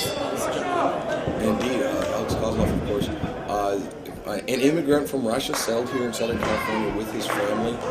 Began training at wrestling here in Southern California, and this is where he really honed his craft and started training with TJ Perkins about people. Perkins, of course, traveling and training with Alex Koslov. These two became great friends. And then when Koslov went to Mexico, Perkins felt like he felt a little bit slighted by Koslov, and Koslov was getting a big head. But, sure. Like you said, Bryce, wrestling in front of that many people, becoming such a successful star in Mexico, appearing on variety shows and soap operas in Mexico, you'd think it'd be very easy to get a big head. But TJ Perkins feels that Koslov does not respect professional wrestling enough, and so he's gonna try to teach him some to make him humble, as it were. Take him to task here in front of the PWG fans, where these guys have performed many times. The PWG fans and the Alex Koslov fans. We mentioned his family settled here in Southern California, and the Koslov crew out in full force. Oh, brutal back elbow levels TJ Perkins. Perkins back up to his feet, ducks the clothesline off the ropes. Cross body takes down Perkins. Only a 1 count. Perkins springs back up to his feet. With a stalemate here. You see Perkins so quick, always just either on his way to his feet or just never stays down for long. Very quick, very always knowing where he is. And as you mentioned before, the youngest veteran in the business. Indeed, he's only 21 years old with over 5 years of experience in professional wrestling. So I mean that is quite a bit more than Koslov. Koslov right now has, I believe, 3, possibly 4 years of experience in wrestling, and TJ Perkins honing his craft all around the world, whether it's in Mexico, Japan, Canada on the east coast of the United States, I don't believe he's actually been to Europe yet, but still, I mean, he's been enough places that he's learned quite a bit about professional wrestling. Absolutely, been in the room of a veritable who's who as well of independent and international wrestling in his 5 years in the business. Indeed, now we see Alex Koslov with the leg scissors applied. Interesting fact about the leg scissors. Bryan Danielson actually defeated Brad Bradley a couple years ago on a PWG show with the leg scissors. How about that? Brad's nickname, of course, is Brad. Mm-hmm. Oh, there we see TJ Perkins. Just short for Brad. Yes, and it's actually Bradley. Yes, I thought it was Brad Linson. Bradley, yes. American Bradley. Yeah. Triple B, no big deal. And now Koslov and Perkins back to square one here. Going for the Greco-Roman knuckle-lock. TJ Perkins does not want to get into a power match with Koslov. They're using his pinpoint accuracy on those kicks to get the inside of Kozlov's knee. And as I learned in karate class when I was about 8 years old, you can break somebody's knee if you kick them on the inside of the knee or the outside of the knee like that. Your sensei told you that? Yeah, indeed. And then after I started using karate moves on my younger sister, I was no longer welcome in karate class. Well, actually, by your parents, or I was welcome there, but my parents did not welcome me going to karate class. They welcomed your money. Yes. A little off topic, but a quick Brad Bradley story. Of course. Trick Davis, a smaller gentleman who came and broke into wrestling with Brad Bradley in the greater Chicago area. Mm-hmm. Trick loves wrestling, watches wrestling all the time, but Brad Bradley much larger, and told Trick that every time he thinks about wrestling, instead of watching wrestling, he should eat 1,000 calories. Sound advice from Brad McBradley Bradlincino. Wow, that is that's the secret to Brad Bradley's success. Yes, eating 1,000 calories. And that's why Brad Bradley is where he is right now. Yeah, that's right. And not tapping out the leg scissors. That's right. And now TJ Perkins again using his agility, and Koslov is a little shorter than TJ Perkins, but you can see he's stockier frame, and yeah, he's much more powerful than TJ Perkins. And I think that's the trade-off there. Whereas TJ a little quicker, Koslov a little more powerful, and TJ using that quickness and agility to his advantage to escape. But Kozlov's powerful submission. But Koslov showing off the speed of his own. Only a 2 count on the sunset flip, but TJ rolls through into a submission of a pinning predicament of his own. He's got his shoulders down to the mat. Christian Rosenberg a little late on that count. That was almost a 3 count, I would assume. But Koslov getting his shoulders up, and TJ Perkins though has got Koslov pinned pretty effectively there. Handily. Near falls aren't always a showing of how tired a guy is. A lot of times a guy, veterans especially, will take that extra half second just to rest, just to take a siesta, as they say in Mexico. Just lay on the mat and wait to expend the energy until you absolutely have to. Diving knee drop by TJ Perkins there, and that's exactly right, Bryce. And a lot of times early on in the match, you're trying to catch your opponent off guard, and Koslov I think was caught off guard there by TJ Perkins. But the referee was just either out of position or didn't see both shoulders were down, and gave Koslov a little extra second of breathing room. Koslov kicks out at 1. These guys keep going back to a stalemate. As you said, they're training partners, just kind of knowing each other hold for hold, and a prolonged, almost feeling out process, and just trying to get that advantage, get ahead of the game here. Perkins goes for the dropkick, but Koslov able to slide out of the ring and out of the way, out of harm's way. But Perkins comes through, goes for the super kick on the floor. He rattled him with that one. TJ Perkins just got a face full of boot. Yeah. And Koslov that goes to show how well they know each other. Yes. Perkins went for that baseball slider, that diving drop kick on the outside. Koslov ducked under it, and Perkins just crashed down on the floor and then got a super kick for his troubles. Now that could be the one move that I was just talking about that is going to turn the tide of this match now. TJ, maybe not. Now fighting from under. Now trying to fight back off the of that super kick, which very possibly has walked on very many disgusting Mexican floors of Mexican arenas. Mexican bathroom. Yes, exactly. The Mexican arena is the Mexican bathroom. TJ Perkins went to Spanish 101. Went to reverse Alex Koslov, and Koslov put the brakes on him instead of going into the chairs. Brought TJ Perkins into a short-arm shot. And now TJ Perkins at Alex Koslov mercy is now Koslov pulling Perkins back into the ring under the bottom rope. Now, Koslov making a motion to the fans there, almost about slowing the pace down. Getting TJ where he wants him. A big European uppercut by the Russian Eastern European. Yeah, the Russian Mexican. And now Koslov coming off the ropes, diving knee drop, catches Perkins right in between the eye, almost across the bridge of the nose. Lateral press only gets 2 counts, says referee Christian Rosenberg. Koslov questioning it, but I think he's caught all the breaks he's going to from Christian Rosenberg in this match, and from here on out things are going to be pretty straight-laced and straightforward. But trying to squeeze the life out of Perkins, cut the blood flow off the brain with those huge arms of Alex Koslov. Yeah, Koslov much bigger than the last time I saw him. I know, just maybe a year and a half, 2 years ago. Got to be up there around 235, 240 now. A lot behind that knee drop and a lot of power behind this. Back suplex, Perkins drops him down, and you're exactly right, Bryce. I mean, Koslov, he's got some massive thighs. I mean, I think if he's not a power lifter in Mexico, he will be soon. Yes. Beautiful power shot. Releases him full force there on the mat, and Koslov using every bit of his 6'1", 6'2" frame to just drive TJ Perkins down. 6'1", 6'2". Is that low? High. It's high. It's all relative, I He's guess. like 5'8", 5'9". That's okay. I'm 6'2". Yeah. And, the referee threw me off. And I looked at, well, you thought the referee was Brainbuster by Alex Koslov. And the 9-foot-tall Christian Rosenberg checking on TJ Perkins. he's like Yao Ming with George Mirasan on his shoulders. The ropes are actually 8 feet tall. Yes. It's all relative. It's smoke and mirrors. It's the camera. Yeah, indeed. And the crowd are actually on risers. The ring is actually sunk into the floor. And that's okay, Bryce. Easier that way. Just busting your balls, as it were. As they say. Yeah. Busting your agates. Taking a piss out of it. Indeed. Having a laugh.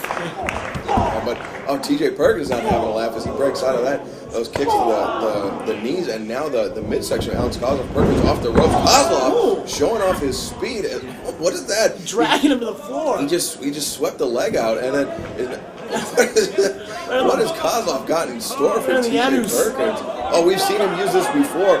The Romero special, the surfboard in the ropes, and now just cranking back on TJ Perkins. And you can see Perkins just grimacing in pain as Koslov is wrenching back on the spine of TJ Perkins as he is against those two elevator cables, as you said, Bryce. Elevator cables. That move very painful, but only in a short spurt. The shelf life of that move is only about 4.5 seconds. That's the problem with that. Indeed, but I mean it is a very effective 4.5 seconds. I mean, rather than keeping on a sustained attack that might do as much damage for 60 seconds and exerting yourself, Koslov packs all of that into just under 5 seconds and did so very effectively. You can see TJ Perkins dazed, but not right on that drop kick. 12 or 15 feet in the air. Indeed, TJ Perkins elevating. He actually was in the NFL Combine and jumped over the highest jump that anybody had ever done in the history of the league. Amazing agility by TJ Perkins all the way up there, and now him taking a second and getting his whereabouts, realizing where he is, and trying to shake off the cobwebs and get back in this thing. Koslov swings for the fence to that right hand, but TJ Perkins is well placed left and right, and then goes back and forth. Wow, TJ Perkins is pissed at Alex Koslov. He done made him mad. Wow. Flying back elbow. TJ Perkins, house of fire here. And now is Alex Koslov up into the corner looking to get out of harm's way, but instead TJ Perkins catches him, goes up with the headstand in the corner. Baiting him in. Catches him in the head scissors, takes down Koslov. Koslov, you would think, would be too wise for that after all that time in Mexico, but not quite. And now Perkins rolls through, takes Koslov up. Oh, with a neck breaker. He jumped with it and brought Koslov down full force on the mat. Koslov, you can see, just grimacing in pain as he rolls out to get out of the way of TJ Perkins. TJ Perkins off the ropes, dives out with a tope suicida. The elbow smash caught Koslov right between the eyes. Both men crashing down to the floor through the chairs all the way back to the fourth row here on the Section A. Section A. I think it's it's the West Wall. Okay, the West Wall. The West Wall, and so it almost looked like he swung his elbow on the way down there too while he was mid-flight. It was an elbow suicida, not a tope suicida. And Christian Rosenberg. Is tope body? I'm not sure. I don't know where that is. TJ Perkins in the ring breaks up the 20 count, and now Koslov didn't break up the 20 count as Christian Rosenberg kept on counting, but now Koslov trying to block from being brought back into the ring.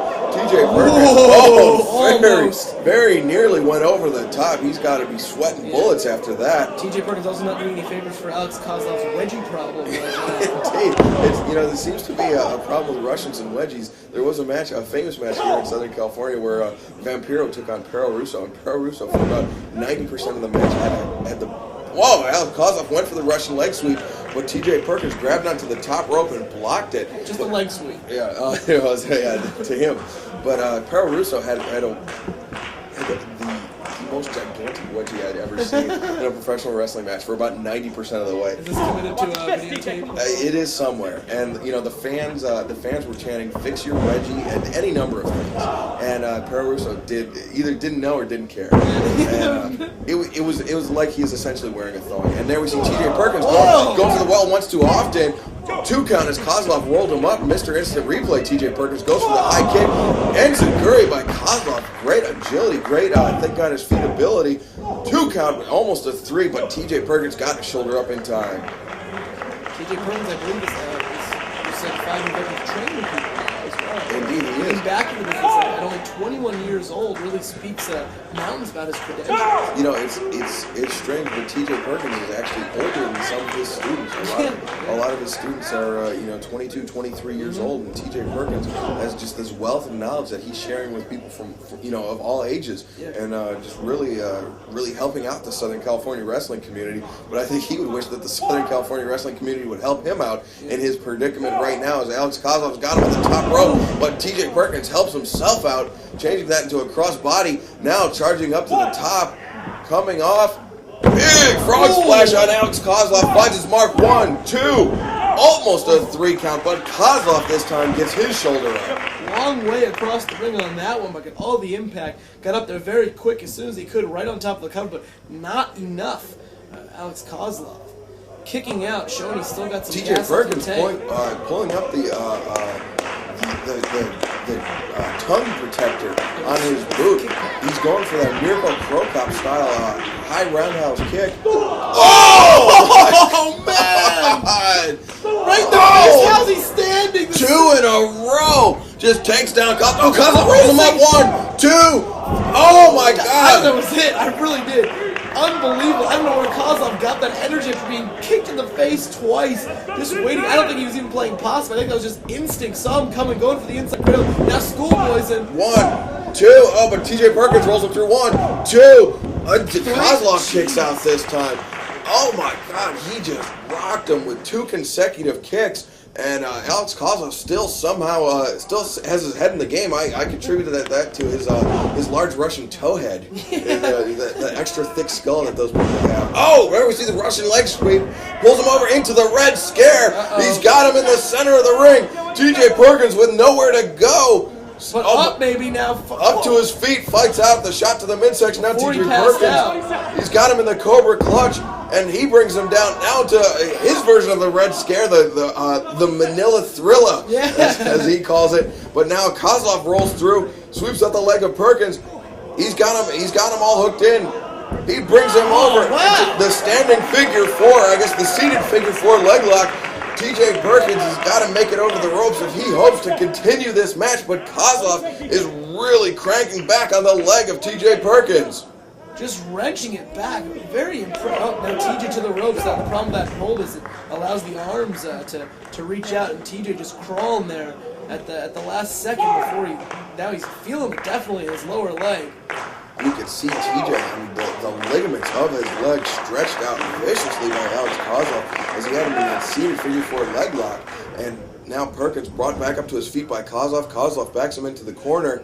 And now going up to the top, the high red district, and now that overhand chop catches Perkins in the chest. You can see Perkins, his mouth is agape. He is just gasping for breath as Alex Koslov, using his, his superior conditioning to TJ Perkins, which is a tough thing to say because Perkins, one of the most cardiovascularly fit guys in professional wrestling, for him to be winded is just a testament to Alex Koslov and his, and TJ Perkins slipping off the top rope, getting back up to the top, goes for the tope atomico, this cannonball senton, but catches Koslov with the soul butt in the midsection. Koslov cuts him up. Whoa, waiting for Russian leg sweep off the middle rope, and then here we see he's got him in the Red Scare.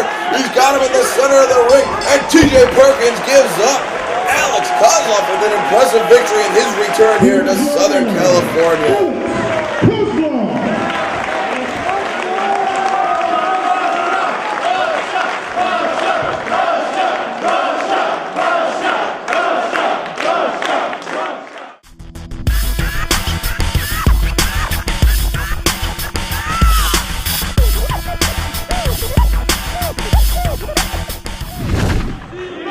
And now we have a match that is a result of my zero-tolerance policy to tardiness here in Pro Wrestling Guerilla. CIMA, member of Typhoon, the leader of the Typhoon faction in Dragon Gate, takes on Susumu Yokosuka, also a member of the Typhoon faction in Dragon Gate. You can see both men with the Typhoon logos on their trunks. And, there's one thing I ask, Bryce, and that's you be on time. What if you were in a car? It's zero time. Okay. And so, we found out. They found out the hard way. They didn't know, and I say, the least you can do is if you're going to visit someplace, you can at least know the customs, know the rules, know what's going on, and I think it's just simple respect. And if there's one thing I know about the Japanese, they are a disrespectful people, and I do not take kindly to it. I think a lot of people disagree with you. But that being said, CIMA not challenging for the World Championship tonight, despite his victory at the Battle of Los Angeles, despite his promised title shot, not tonight. He's in kind of exhibition action against his partner here. Indeed, he is, and he will go on to face American Dragon Bryan Danielson tomorrow night. Of course, it won't be a title shot because Loki is your brand new PWG World Champion, and so. CIMA, the rug swept out from under him a little bit, but I can't say that I'm too sad about it because if CIMA does become the PWG World Champion, that means that once, sometimes twice a month, we're gonna have to buy that super expensive flight from Japan. Super expensive, that disrespectful plane ticket. And and so I think it would be. The most respectful thing CIMA could do is to throw any title matches he has. By winning the 2007 Battle of Los Angeles, he really put us in a bad position. And so I think maybe we should fire El Generico Roderick Strong. For allowing why not? that to happen. I mean, it's their fault completely. But here we see CIMA and Yokosuka, of course, two men that are our teammates. The Typhoon stable recently formed about a year ago in Dragon Gate, along with Dragon Kid, Anthony W. Mori, and Ryo Sato. And those five men comprise the Typhoon stable, of course, at war with the Muscle Outlawz in Dragon Gate, and at war with New Hazard, all the opposing factions in Dragon Gate. And so, you're right, Bryce. This is an exhibition match, and you can see this exhibition of these two men, the leg lock and then the chop to the chest as they both get to their feet. And Yokosuka, his first appearance here in Pro Wrestling Guerrilla was at the 2007 Battle of Los Angeles. Didn't have a successful outing. Lost his first round match to Dragon Kid, another partner in Typhoon. And a little more was on the line than is on the line tonight.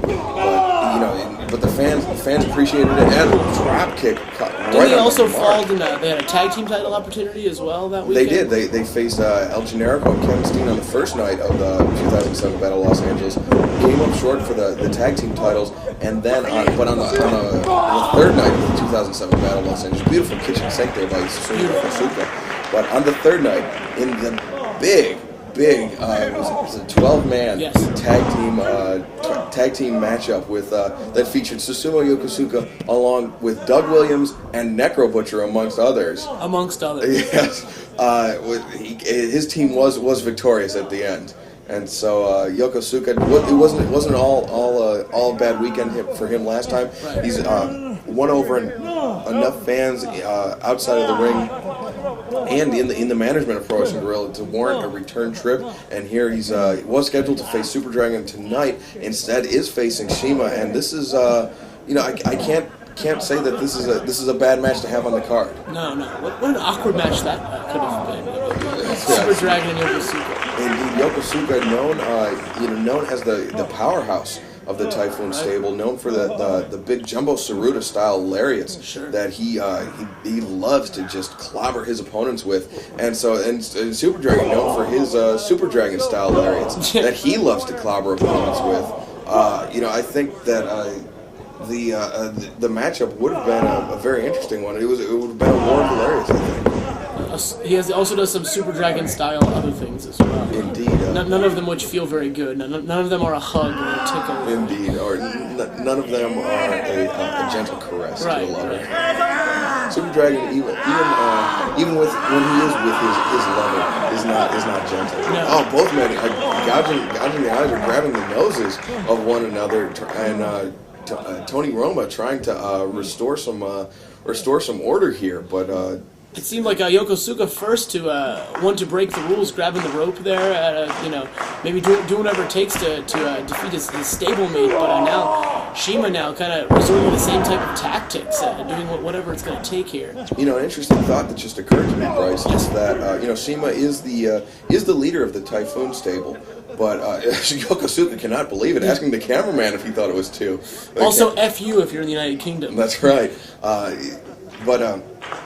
If Yokosuka wins this match over CIMA, does that put him in the running for the leader of the Typhoon Stage? Oh, excellent point. I guess that would be up to the other members. Yeah, and so CIMA rolling under the leapfrog. The super droll, as CIMA calls it, and the move named after a popular steroid CIMA discovered on his first trip to the United States. Really? Yeah, that's not hyperbole. Interesting. And overhand chop from CIMA going up. Catches him.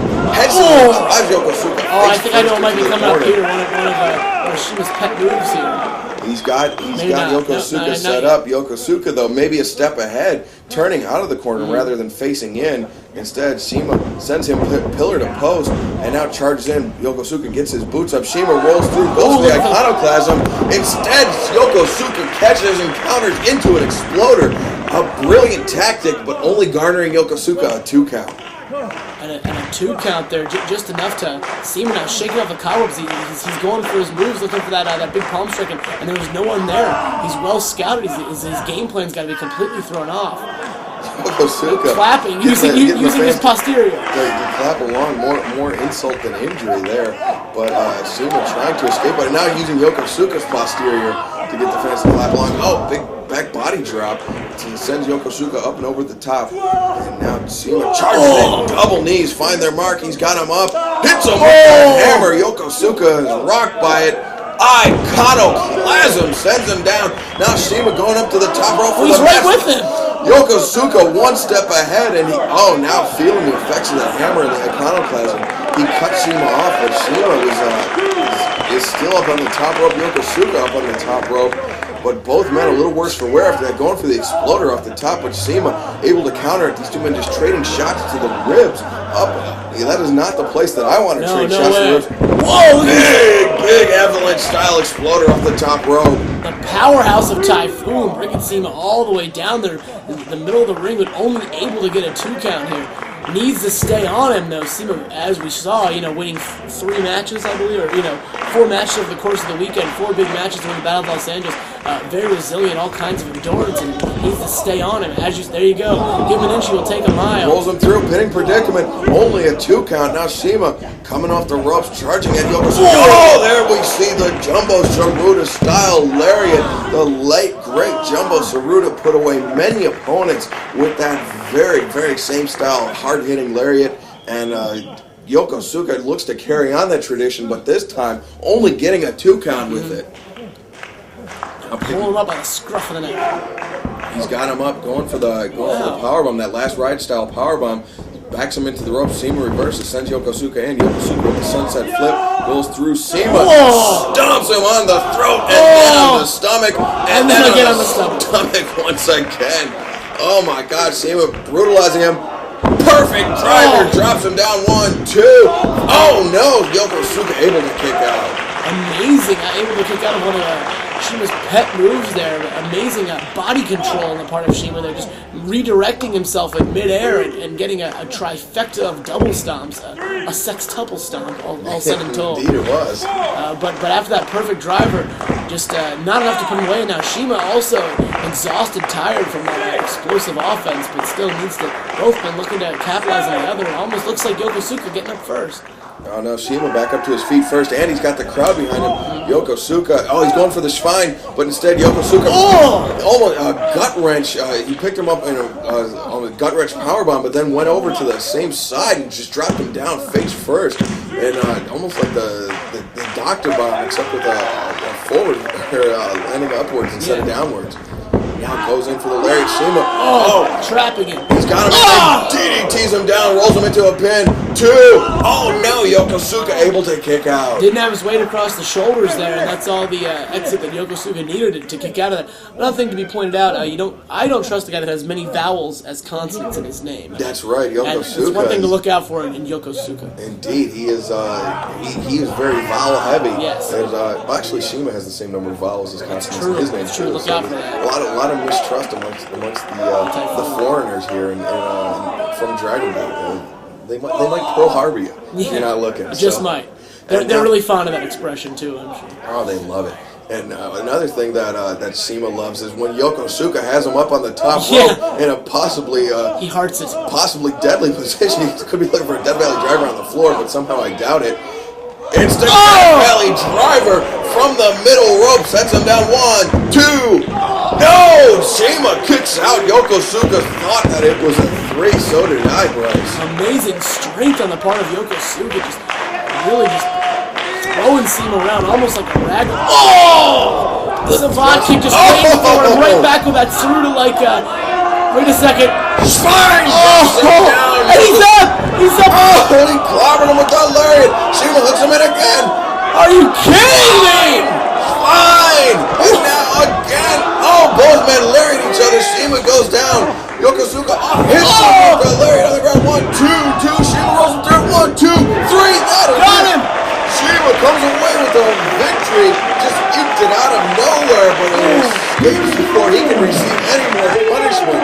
What a hard-fought contest that was. But CIMA defeating stablemate Susumu Yokosuka here in the semi-main event of the evening.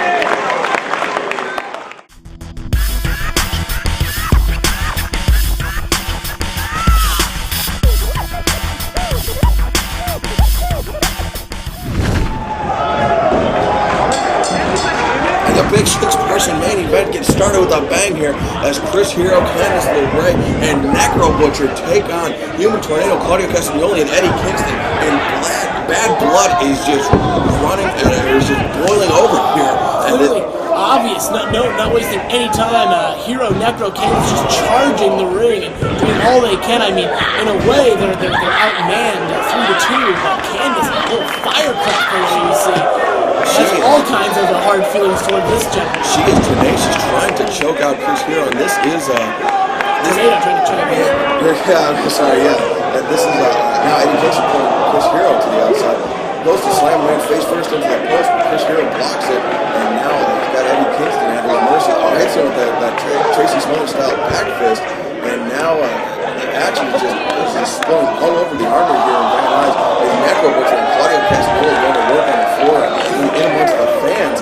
This we're sorry for follow with the camera. The camera lets us follow. Right. But right now we're seeing Claudio Castagnoli almost being de-eared by Necro Butcher. Just about double Holyfield here. And now Claudio fighting back in the crowd, and Tornado and Candice and Kingston's over there. It's all over the place.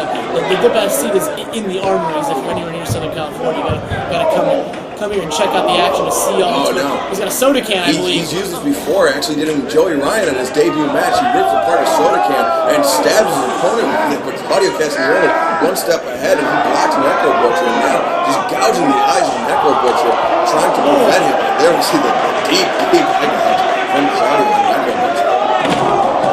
Oh, Necro Butcher just kicked a chair into the groin of Claudio Castagnoli. And this match is not a Texas Tornado style match. This slams him face first into that steel post that is part of the building structure here in the Armory in Van Nuys. And this is not a no disqualification match. I don't think this match is actually officially underway. And now Claudio Castagnoli was going to be thrown into the banner by Claudio just rammed Necro Butcher's spine first into that hard exterior wall around the armory. And the answer to who's the man at this moment is probably Claudio Castagnoli. Double C. There's other action going on here that I'm sure we're not seeing, but it's really hard to keep track of. As Necro Butcher puts the brakes on and slams Claudio Castagnoli head first into the wall. The bad blood, I mean, that's kind of an understatement. Hero and Claudio go way back. Hero and Kingston go way back. And now Hero also now with a very personal issue with Human Tornado after the way he'd been treating Kingston. Necro Butcher going outside! Outside, throws him down into the stones that are outside. And the camera, I'm not even sure. Oh, he's got a garbage can! He's got a garbage can. Just throwing at the head of Claudio Castagnoli. And here comes Tornado. I don't know. It's actually raining as well. It is. It's raining. A light drizzle in Southern California.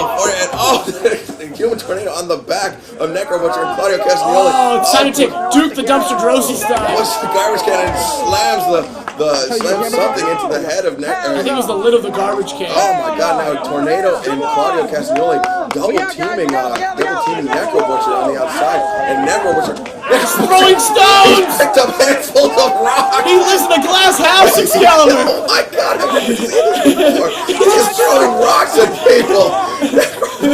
And he can't see C-roll either. This is insane. I can't believe this. Necro Butcher is just chucking. Tornado and Claudio now. Oh my God, this is insane. Necro Butcher he continues to throw. Actually, Candice LaRae is getting into the rock throwing. This is insane. Now Chris Hero. Now with the to the stones onto the garbage can. Body slam. Human Tornado onto the garbage can on those stones under the ringside. And now throwing stones at Necro Kingston Butcher now. throwing stones at Kingston. Handfuls of stones. Oh, Claudio eats it. Slip and slide. Oh, my. Oh, set up by Hero in the ring.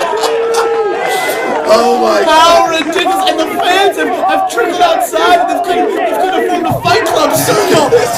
This is bedlam as Castagnoli still on his back on the cement after just And then dumping rainwater all over. It's freezing the out there. garbage water. Oh, Claudio's about to vomit. Oh no, Necro Butcher just throws the garbage can and Eddie Kingston stuck in the inside of the garbage can. Never before in Pro Wrestling Guerilla have we had anything that has quite resembled something like this. This is insane. And now Necro Butcher. Wait a second. I think he's gonna frisbee on Kingston. Oh my God, this is. Watch out! This Taking is it to the insane. streets, Michael McDonald style, and now Hero and Claudio maybe the fear of hypothermia bringing them inside. Trying to get back inside. Candice LaRae coming back inside. Necro Butcher is content to just stay barefoot in the rain outdoors. Oh, spin kick on the Necro! He just clocked him with that spin kick, and now he just threw the garbage can at Necro Butcher. Necro Butcher going into the parked cars. I'm not sure if he's trying Kingston Tornado, what the hell with this? Oh my God! Well, you know what they know is that Candice LaRae, Chris Hero are inside, Necro Butcher's outside, Yeah, and so they have the numbers game advantage. And Maybe he'll now lock the Eddie door on Kingston, their way in. just slipped on his way back into the building, and Eddie Kingston and Human Tornadoes, they are in bad shape coming back into this match. I don't think he's barely been in the ring yet. And now what's that? Tornado and Claudio there, and Claudio's still all wet.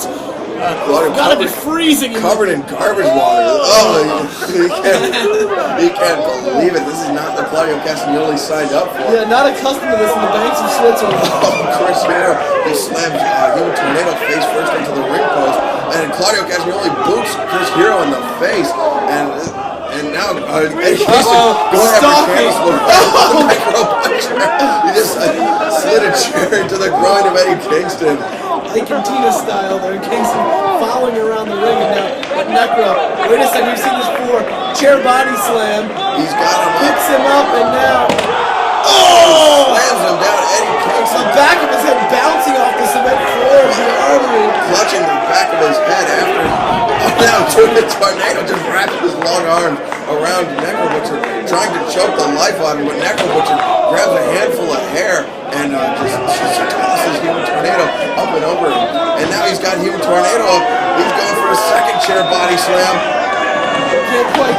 Oh, where's he going with it? Human Tornado. There's the ring post. Just smashes him into the ring post, the spot, right along the spine of Human Tornado. Claudio Castagnoli charging from camera right, or I guess stage right, with the chair into the back of Necro Butcher, and continuing on, using his forward momentum to knock down Chris Hero. Chaos and confusion all over the place. You're outside, inside. Eddie Kingston, you can see, still clutching the back of his head, checking for blood, checking for damage there. And now the match comes into the ring for the first time, and I think now this match is ready to begin officially. And Guys actually maybe going to get in corners and stuff. Who knows? it would be nice. And Necro Butcher is, he's taking his belt off. He is taking. He's going to choke out his name. Look at Claudio. He is choking Claudio Castagnoli on the outside, but Bryce Remsburg, as the official in charge of this match, I don't think your attention is averted to what, or, you know. I was so overjoyed someone got in the ring. Look at Necro Butcher just taking a seat as he's choking the life out of Claudio Castagnoli on the outside. While the action is still going on inside of the ring, and but Necro Butcher is really doing a number on Claudio on the outside. There we go. We see Candice and Tornado. Eddie Kingston dumps Hero to the outside, and Candice trying to go to work on Human Tornado, met with a mixed amount of success, but Necro Butcher spilling backwards out of the chair as Claudio using Necro's own weight against him. Hero and Kingston are best team worst. No love lost. These guys always wait a second. He was going for it there, and Hero caught. Using the legs of Candice LaRae. Bicycle kick. A bicycle kick takes down Chris Hero, and Candice LaRae is in trouble here after getting big uppercut.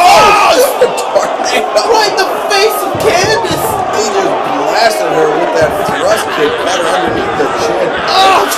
Tornado was, I believe, about to do some humping, but instead Necro Butcher put a stop to that. And now Necro and Human Tornado is in the center of the ring. And Necro just body slams Tornado over the top to the apron, and now following Tornado out to the apron. And a very interesting point, Bryce. But depending on the result of this match tomorrow night, if Chris Hero's team wins, Chris Hero gets a single. Oh no!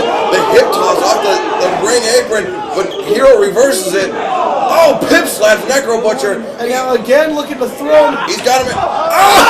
Throws him on the floor of the armory. He just hip tossed him off the apron. Necro Butcher cracking his skull on the floor here in the armory. But hips. Oh my God, that was an ugly maneuver. But if Chris Hero's team wins, Chris Hero gets a no disqualification match with Human Tornado tomorrow night, with Eddie Kingston and Claudio Castagnoli barred from ringside. But if diving European uppercut from Claudio Castagnoli with the pinfall. 1, 2 count, but Chris Hero kicks out.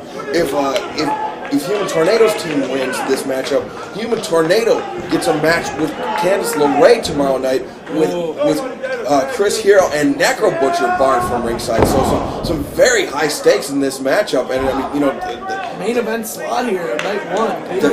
There's bad blood throughout this match. I mean, all 6 participants, I'd say three participants just absolutely despise one another. And Eddie Kingston using those pole strikes to the kidney of Chris Hero. Chris Hero will be peeing blood for a week like a marathon runner after that. And Eddie Kingston, unforgiven Eddie Kingston, with that chop to the chest, and now these two men, you were right, Bryce, they have a long and storied history with one another, and these two men just absolutely despise one another. And Chris Hero thought he could bring in Eddie Kingston as his ally in November. Don't trust Eddie Kingston. And Eddie Kingston, he told it like it was. He called Chris Hero a silly son of a bitch for trusting him, and that might exactly be the problem with Chris Hero. Now Eddie Kingston with the lateral press hooks the leg, 2 count as Hero kicks out. And Claudio and Hero, former tag partners, as a matter of fact. Former tag partners. They're actually in the DDT 4 Tag Team title tournament in early 2007. And the issue right now is Necro just was thrown to the cement. Candice super kicked, and Hero is all alone. No one in the corner reaching their arm out for Hero to tag with, so it really doesn't matter. There you see it. Still on the floor, you can see Necro clutching his spine, his hips, and now Tornado just sitting on the back of Hero as he chokes him out over the middle rope. Yeah, Hero all alone with 3 men who hate him. Not a very good spot to be in for him right now, but that's kind of the impetus of this match. Now, Tornado looking to whip him, slips there, and there's still some rainwater in his hand. And just chops Hero in the chest, sends Hero into the corner, comes in with that diving back elbow, and then the running bulldog finds its mark. Hero slam face first into the corner. Hero going for the tag. He sees Claudio Castagnoli in the corner, exactly. And he just instinct. You see Claudio in the corner, you think that's a friendly face for you, but instead Claudio Castagnoli, fed up with Chris Hero, fed up with Hero, just turning his attention away from the Kings of Wrestling towards Candice LaRae, just being distracted essentially, and leaving Claudio out to back senton by Claudio. Not something we see him do very often. We see Chris Hero do it all the time, and exactly, he was mocking him. Yeah, seen that move a lot of times on the other end of the apron, the other side of the ring. Now makes tag the king. Hero using his hip attack on. He's trying to fight up, but it's now Claudio and Kingston. The number game just too much for Hero right now. Just overwhelming Chris Hero. And I mean, Chris Hero is a tremendous competitor here in pro wrestling. Really, I mean, he's in professional wrestling in general. But I mean, with 3 men like Eddie Kingston, Claudio Castagnoli, and Human Tornado across the ring for me, there is some serious odds to be. It's a serious deck to have stacked. Necro now is showing signs of life up on the apron, at least being able to reach for that tag. That is a start. But still, Kingston, Claudio, his tag team specialists, tag team titles in various places, cutting the ring in half, not letting him anywhere near the Necro. Not near his partner at all, but it just so happens his partner is the Necro. Definitely a guy you want to be in there with. Arrested Necro. Candice LaRae, after that super kick from Human Tornado, I think her legs were out after that. And she just rolled out to the floor and you could barely see her. Claudio cutting off Necro. And now Candice, you saw her trying to get back into the ring, but she still can't make it up to her feet. And Hero went to stop Eddie Kingston, but Kingston, I think actually Hero's boot slipped off of Kingston's forehead, so he got the stomp, but he didn't get the full force on it. Hero with that rolling elbow shot to the side of Kingston's head, when Kingston was rattled, he was a little bit dazed, but not completely out of it as he chops Hero, as Hero stuck across the middle rope. Claudio! Claudio with the elbow to the lungs of Chris Hero, and Hero is clutching onto the top rope, trying to just escape this vicious attack by Human Tornado's team. From the Alps of Switzerland, and now Kingston with him cut off now, grabbing him by the ankle, not going to let him anywhere near this corner or any corner for that matter. Really just trying to concentrate their attack on their enemy, just break him down, and eventually it'll just be too much. Oh, big chop in the corner, thunderous, right on the chest plate. Now Eddie Kingston, what is this? Oh, headbutt! Oh, Eddie Kingston feeling the effects of that. Too. He's taking a second to collect his thoughts. Now going up to the top. This is one of Candice LaRae's trademarks. As she gets up on the top, delivers the 10 punches to her opponent's head. So Eddie Kingston, I'm not sure that this is the wisest strategy for him. But no, Chris Hero, it was not the wisest strategy. As Hero, he just dumped Eddie Kingston.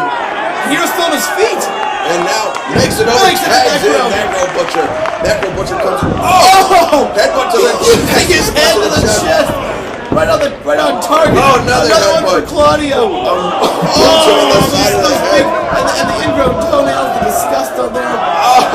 Over the top, bro. The putrid disgust of Necro Butcher's feet. Getting up close with the face of Human Tornado. Now Kingston sending Necro into the corner. Necro reverses, charges big lariat, and chop, punch, Genichiro Tenru, eat your heart out. Oh man, Kingston with no choice but to go down, covering up on instinct.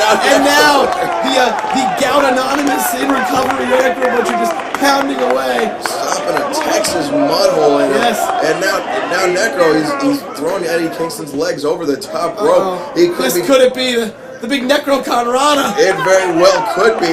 Eddie Kingston is in no man's land. Whoa! Kingston down. Oh my God! 1, 2. Oh, Human Tornado from nowhere. Baseball sliding dropkick to break up the pinning predicament as Necro Butcher being brought. Oh! Necro Butcher the low blow, but that does not affect Human Tornado, which doesn't affect Necro. Oh my God! Human Tornado dancing it, getting it out of his system. Oh! Punches him in the back of the head. He just clobbered him, but Necro gets his boot up and punches, Tornado gets his boot up. Tornado DDT. Tornado DDT plants Necro Butcher 1, 2, but Chris Hero slides in to break up the pinning predicament.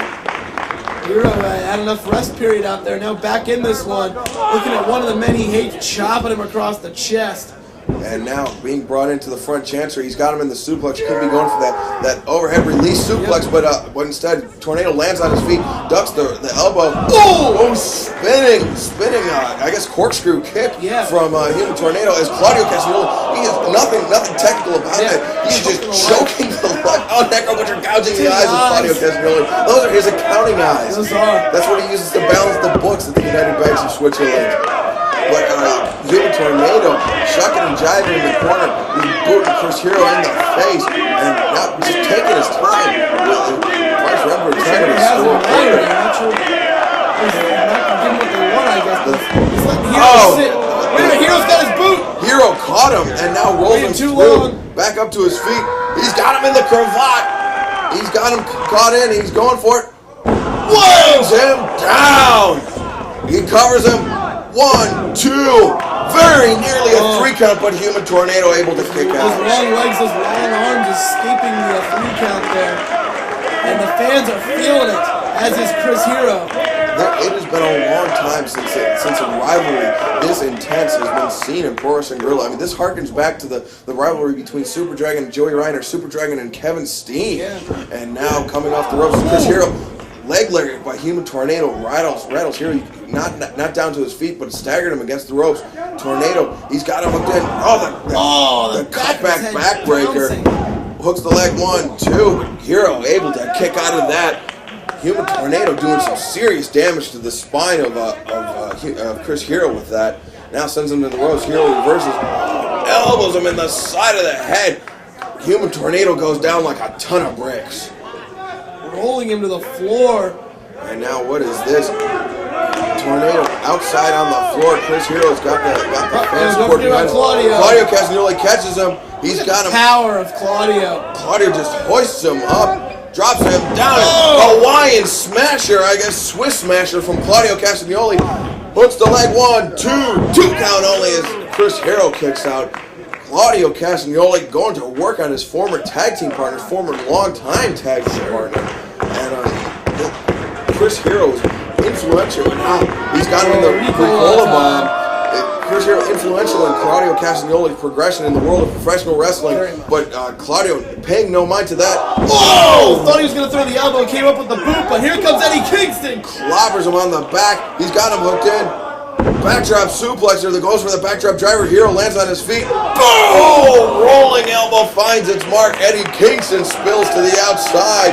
He is a mess on the floor as Chris Hero comes in the he's got the crowd behind him. Gathers up a full head of steam. Comes up. Oh no! Lands on his feet. Eddie Kingston hits him in the top of the head, and now Eddie Kingston's got Hero lined up on the outside. Human Tornado. Up and over with the Pescado. Lands on Eddie Kingston. It's crashing into Kingston as they both crash into the chairs. Hero looking on. He's got Tornado and Kingston on the outside. Necro Butcher's got the eyes of Tornado.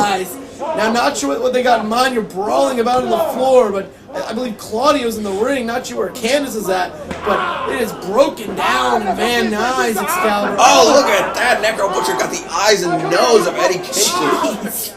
Trying to denostril Eddie Kingston. Making him unable to breathe. Claudio Castagnoli lying in wait for Chris Hero. Castagnoli on the apron, diving out and smashing his own partners, and Chris Hero ducked out of the way. Claudio Castagnoli hit his own partners with a diving European uppercut. Oh, he's trying to get away from Necro Butcher, running behind the production of the sound booth here. These guys can't get on the same page here. Now Claudio, the folding chair. Oh, smashes the folding chair into the back of Necro Butcher, doing a little bit of help for his team as Candice LaRae. Now wait a second, Hero. What's he got? Oh no, Hero's up on the top. He's up to the top, and now. No way! Moonsault by Hero! Orihara moonsault from Chris Hero, crashing down on all three members of the opposing team on the outside, and Candice LaRae was showing some signs of life, and now she's crawling her way back into the ring as Human Tornado, Claudio Castagnoli, and Eddie Kingston are just out on the outside, but I think Necro Butcher is actually showing more signs of life than Necro's only worried about right now. Necro Butcher going to the top rope. This is unbelievable. Necro Butcher making his way to the top. Necro Butcher in no man's land.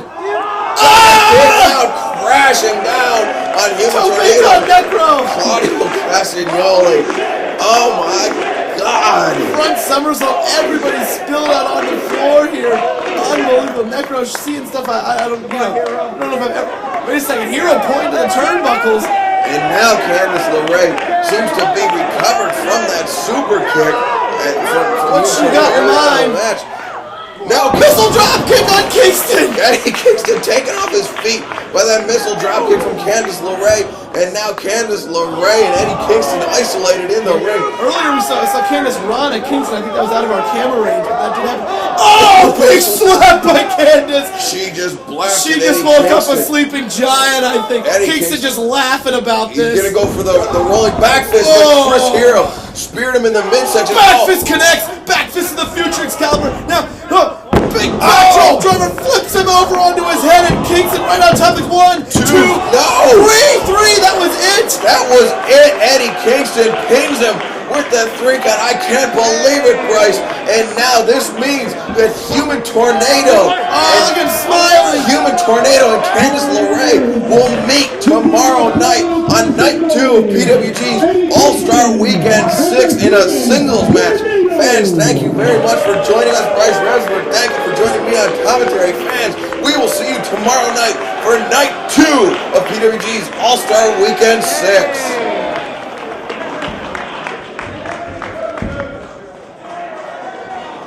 The Human Tornado will go one-on-one with Candice LaRae tomorrow night with Chris Hero and Necro Butcher barred from ringside.